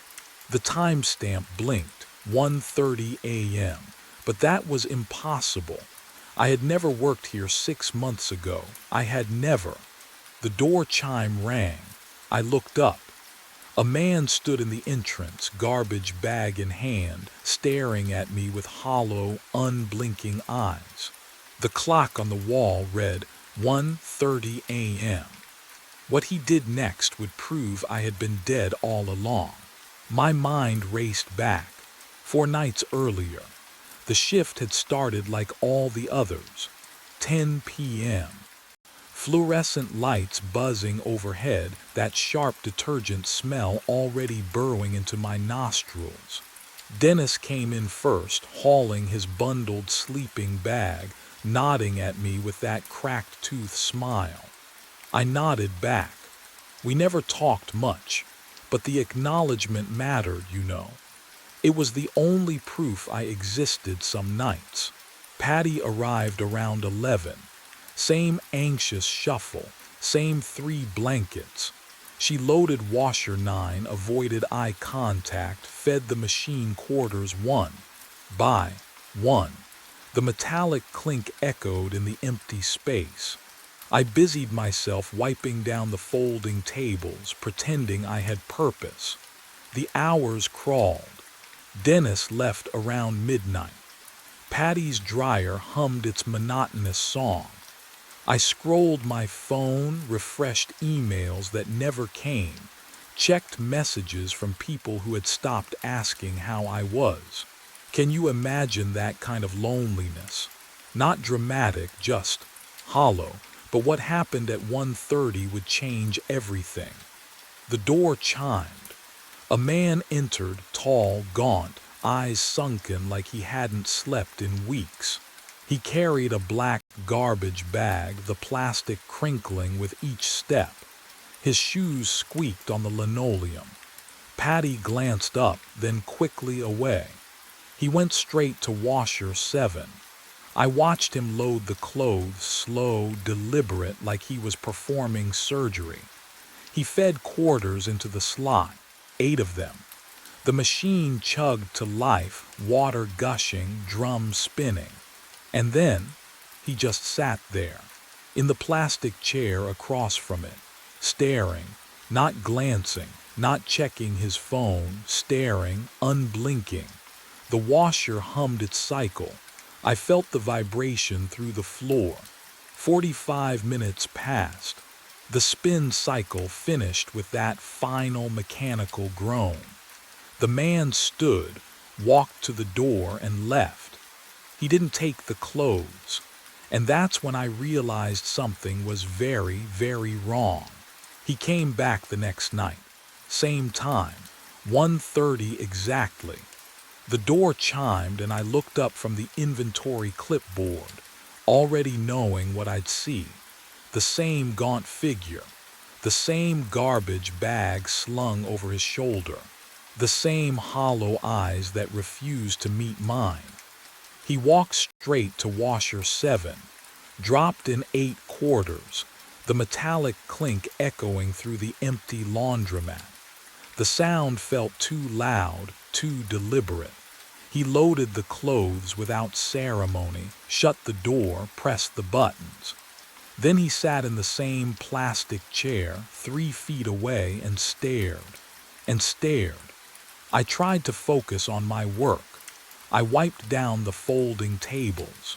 I restocked dryer sheets. I kept glancing over, expecting him to check his phone, stretch his legs, do something human. But he just watched. The drum spun behind the cloudy glass, clothes tumbling in a slow, hypnotic circle. His face never changed. 45 minutes. I timed it. When the cycle finished, the washer chimed its cheerful little beep. The man stood. He walked to the door. He left without touching the machine. The clothes sat there, damp and forgotten, smelling faintly of cheap detergent. What kind of person does that twice?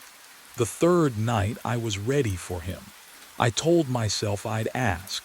Something casual. Hey, you forgot your laundry again. Simple, non-threatening.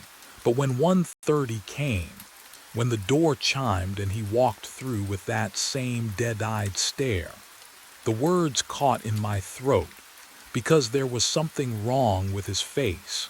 Not disfigured, not injured, just absent, like a photograph of a person instead of the person themselves. He repeated the ritual 8 quarters, washer 7, the chair, the stare. This time I counted the seconds. 2,700. Exactly 45 minutes. He stood, turned, and walked out into the night. The fluorescent lights buzzed overhead, filling the silence he left behind. I waited 5 minutes. Then I crossed to washer 7 and opened the door. The smell hit me first, detergent, yes, but underneath it something faintly metallic. I pulled out the clothes piece by piece.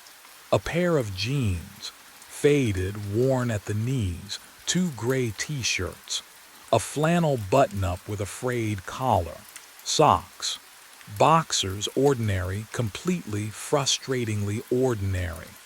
I pressed my palm against the inside of the drum. Cold metal. Nothing hidden, nothing strange.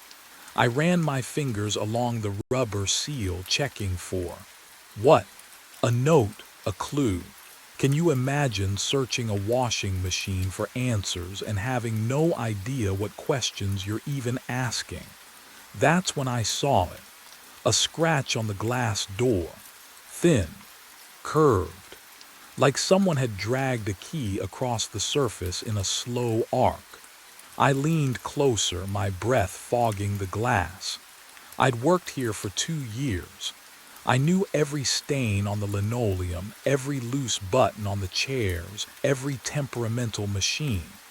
I had never seen this scratch before, but, oh, I knew it. The shape of it, the angle, the way it caught the light. Why did it feel like I'd traced it with my own fingers 100 times before? My hands shook as I dialed. The phone felt cold against my ear, too cold, like pressing ice to skin. The detergent smell in the air turned sharp, almost chemical. 3 rings. 4. Non-emergency line, this is Officer Ramsey. My throat tightened. I need to ask about a case. A hit and run. Outside the Suds and Spin laundromat on Archer Street. Keys clicking on the other end. Slow, mechanical. Date of incident. 6 months ago, January 14th. More clicking. A long pause that stretched too thin. The fluorescent lights above me buzzed louder, vibrating through my skull like static. We have that file, Ramsey said. His voice was flat, professional, detached in a way that made my stomach drop. Victim was Owen Brady, 34 years old, struck by a vehicle at approximately 1:30 a.m., declared dead at the scene. The floor tilted. That's me, I whispered. I'm Owen Brady. Silence. Sir, I don't know what you're. I'm telling you, I'm Owen Brady. I work here. I'm standing in the laundromat right now. Sir, his tone shifted, careful. The way you talk to someone unstable. Owen Brady was pronounced dead 6 months ago. The case is still open, unsolved. The phone slipped in my sweat-slicked palm. I pulled it away from my ear, and that's when I saw the screen. The date glowed white against black. January 14th. Not 6 months later. Not moved on, today, right now. The walls hummed. Not the machines, the walls themselves, pulsing with that fluorescent static, alive with something I couldn't name.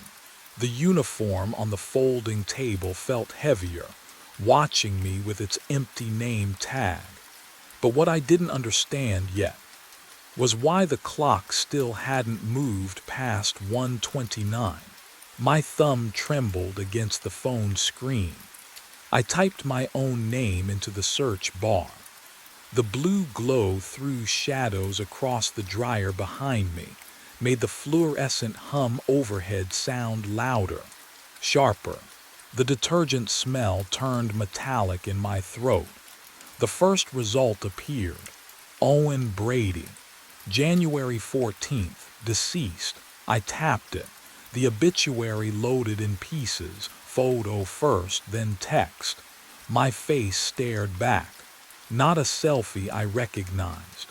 My sister must have chosen it. The article beneath used words like tragic and unsolved and community loss. I scrolled past the service details, past the survived by line that listed my sister Claire, my parents, past the part that said in lieu of flowers. I kept scrolling. But what I found next would prove far worse than any obituary. The news article appeared third in the search results. Local man killed in hit and run outside laundromat. I clicked. The page loaded slowly, each line of text appearing like a sentencing. The journalist had been thorough. Time of impact, approximately 1:45 a.m. Victim pronounced dead at scene. No witnesses. Security footage inconclusive. There was a photo. Grainy, dark parking lot. Yellow police tape. And beneath a blue tarp in the center of the frame, a shape. My shape. My hands went cold, not nervous cold. Dead cold. I opened my contacts, found Claire. Typed fast before I could think. It's Owen, I'm alive, call me. The message sent. Delivered, but no response came. No 3 dancing dots. Nothing. I dialed my landlord. The phone rang once, then a recorded voice. The number you have reached has been disconnected. I tried my parents. Disconnected. I tried the convenience store below my apartment. Disconnected. Every number I called, every person I texted, led nowhere. But then I heard something that made my blood freeze entirely. I wasn't going to wait until 1:30. The clock above the register read 1:15 a.m., 15 minutes before whatever was supposed to happen, before the man came through that door. Before time folded in on itself again. I grabbed my jacket and shoved my phone into my pocket. My hands shook, but I moved anyway. The fluorescent lights hummed louder as I crossed the tile floor. Each step echoed wrong, like the room was listening. I reached the front door and pulled. Nothing. I pulled harder. The handle was ice cold under my palm, colder than metal should ever feel indoors. The lock was turned to open position, but the door wouldn't move. Come on, I whispered. My breath fogged in front of my face. When did it get so cold? I slammed my shoulder into the glass. Pain shot down my arm. The door didn't even rattle. It felt solid, immovable, like pushing against a wall. But the building had other plans for me. I turned and ran for the back exit, the employee door near the storage closet. Locked. I fumbled for my car keys, thinking maybe I could just drive through the damn window if I had to. What would you do, trapped in a place that shouldn't be able to hold you? I sprinted into the parking lot through the side door. It opened. Relief flooded through me for half a second. My sedan sat under the flickering street light. I jammed the key into the ignition and twisted hard. The key snapped. Clean. Sharp. The metal broke in my hand like it was made of glass. I stared at the jagged edge, and the detergent smell from inside rolled over me in a wave, thick, chemical, suffocating. Then I blinked. The clock read 1:29 a.m. I was standing in front of washer 7. The door was already open, waiting. Inside, folded neatly, the uniform lay damp and ice-cold against my fingers. What happened in those missing 14 minutes, I still can't fully explain. But I knew one thing with absolute certainty. Something was coming. And this time, I wouldn't be able to run from it. The door chime rang. 1:30 a.m. Exactly. He walked in with the garbage bag just like before. Same stride, same blank expression. But this time I was waiting. This time I wasn't going to let him load that washer and disappear into the fluorescent hum. Stop, my voice cracked. Just stop. He froze 3 feet from washer 7. The bag slid from his grip, quarters rattling inside. Up close I could see the exhaustion carved into his face. Lines too deep for sleep deprivation alone. Shadows under his eyes that looked permanent. You know, I said. My hands trembled. Don't you? You know what's happening. His mouth opened, closed, opened again. I'm sorry. The words came out like a confession pulled from somewhere deep and rotten. I'm so sorry, Owen, my name. He said my name. Who are you? Leonard Watts. He swayed slightly as if standing required effort he no longer possessed. I am, the driver. The fluorescent lights buzzed louder. The room tilted. You hit me. The words felt strange in my mouth. 6 months ago, in the parking lot, he nodded, once, sharp, final, and now I'm trapped. His voice barely rose above a whisper. I wake up every night at 1:30 a.m. I drive here. I watch you. He swallowed hard. I watch you walk outside. I hear the impact. I see you fall. Can you imagine that? Watching someone die every single night. The same death. The same moment. But what he said next made my blood freeze. I've tried everything, Leonard continued, his voice hollow. Warnings, blocking the door, slashing my own tires. Nothing works. He looked at me then, really looked at me, and I saw something worse than guilt in his eyes. Desperation. You always walk outside, and time resets. The smell hit me then, sharp and unmistakable. Gasoline, burnt rubber, clinging to his jacket like a ghost that wouldn't let go. The scent crawled into my nose, my throat, familiar in a way that made my stomach turn. I stepped back. He stepped forward.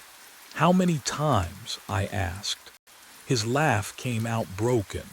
I stopped counting at 100. The washer behind me hummed. The uniform inside was still damp, still cold, still waiting. And that's when Leonard's eyes shifted past me to the machine and his face went pale, because what he saw there was something he had never seen before. The gasoline smell grew stronger as Leonard swallowed hard. That night, something broke. His voice cracked on the last word. I hit you at 1:32 a.m. Watched the paramedics load you into the ambulance. Drove home. Sat in my living room for 6 hours staring at my hands. His fingers trembled now against his thighs. I could see the knuckles blanched white. I fell asleep on the couch, he continued. Woke up behind the wheel, engine running. Clock said 1:30 a.m. He laughed, a hollow, airless sound. Thought I'd dreamed it. Then I saw you through the window folding towels at the counter. The fluorescent lights hummed louder. My mouth tasted like copper. How many times? I whispered. 147. The number fell between us like a stone. Give or take. I stopped counting after 90. What would you do if you killed someone and had to watch it happen again and again and again? I tried everything, Leonard said, his voice barely audible now. First time I ran inside, warned you, begged you not to go outside. You looked at me like I was insane. He rubbed his face with both hands. You walked out anyway at 1:58 a.m., right on schedule. But what he told me next changed everything. I disabled my car, slashed the tires, threw the keys into the storm drain. His eyes were bloodshot, rimmed with exhaustion I could almost feel in my own bones. Doesn't matter. The loop resets every time you step outside, every single time. And I wake up in the driver's seat, with the engine already running. The parking lot engine idled louder beyond the glass. Leonard's gaze dropped to the uniform still clutched in my hands, and something like recognition flickered across his hollow face. Leonard's face went pale. "That's it," he whispered. "The uniform, it's the anchor." I stared at the fabric in my hands, still cold, still damp. "What do you mean?" "Every time I've watched you," his voice cracked. "You're always wearing it when you step outside. Always. The loop doesn't reset when you walk out. It resets when you walk out wearing that." My fingers tightened around the polyester. The name tag felt like ice against my palm. Could it really be that simple? Destroy the uniform, break the loop. "Help me," I said. We dragged the plastic chairs to the door, wedging them under the handle. Leonard shoved the vending machine. It scraped across the tile with a metallic shriek that made my teeth ache. The fluorescent lights buzzed louder as if protesting. I grabbed the uniform and pulled. Hard. The fabric resisted, then tore with a sound like ripping skin. Leonard seized washer 7's door and yanked it open. The metal hinges screamed. He kicked the drum, once, twice. The third time something inside cracked. The detergent smell intensified, sharp chemical, suffocating. "Keep going," Leonard panted. Sweat gleamed on his forehead. I shredded the sleeves, tore the name tag free, stuffed the pieces deep into the broken washer. Leonard pried off the control panel with a mop handle. Wires spilled out like entrails.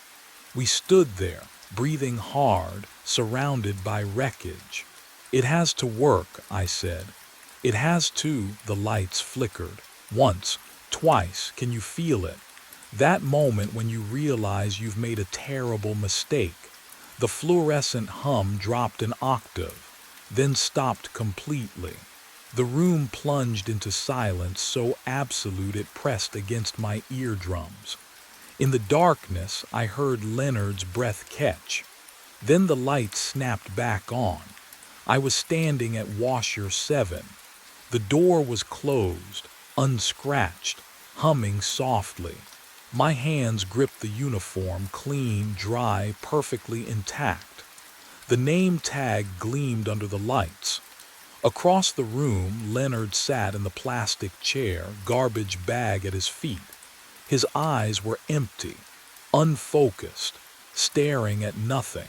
The clock on the wall read 1:30 a.m.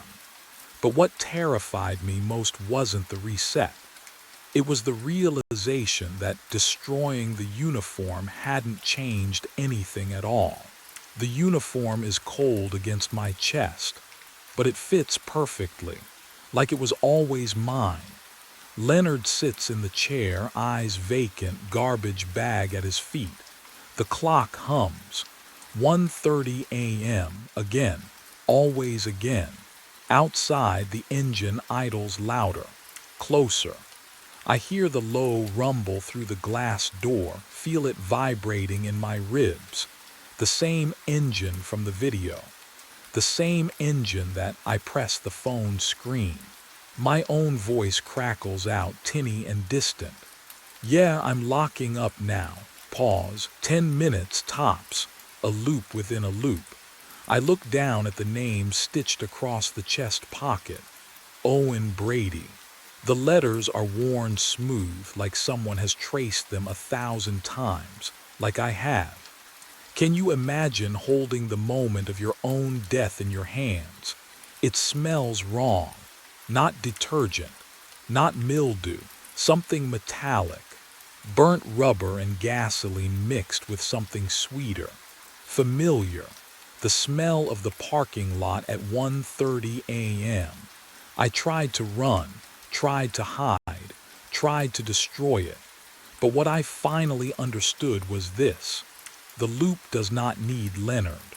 It needs me. Leonard was just the driver. I am the destination. The fluorescent lights flicker.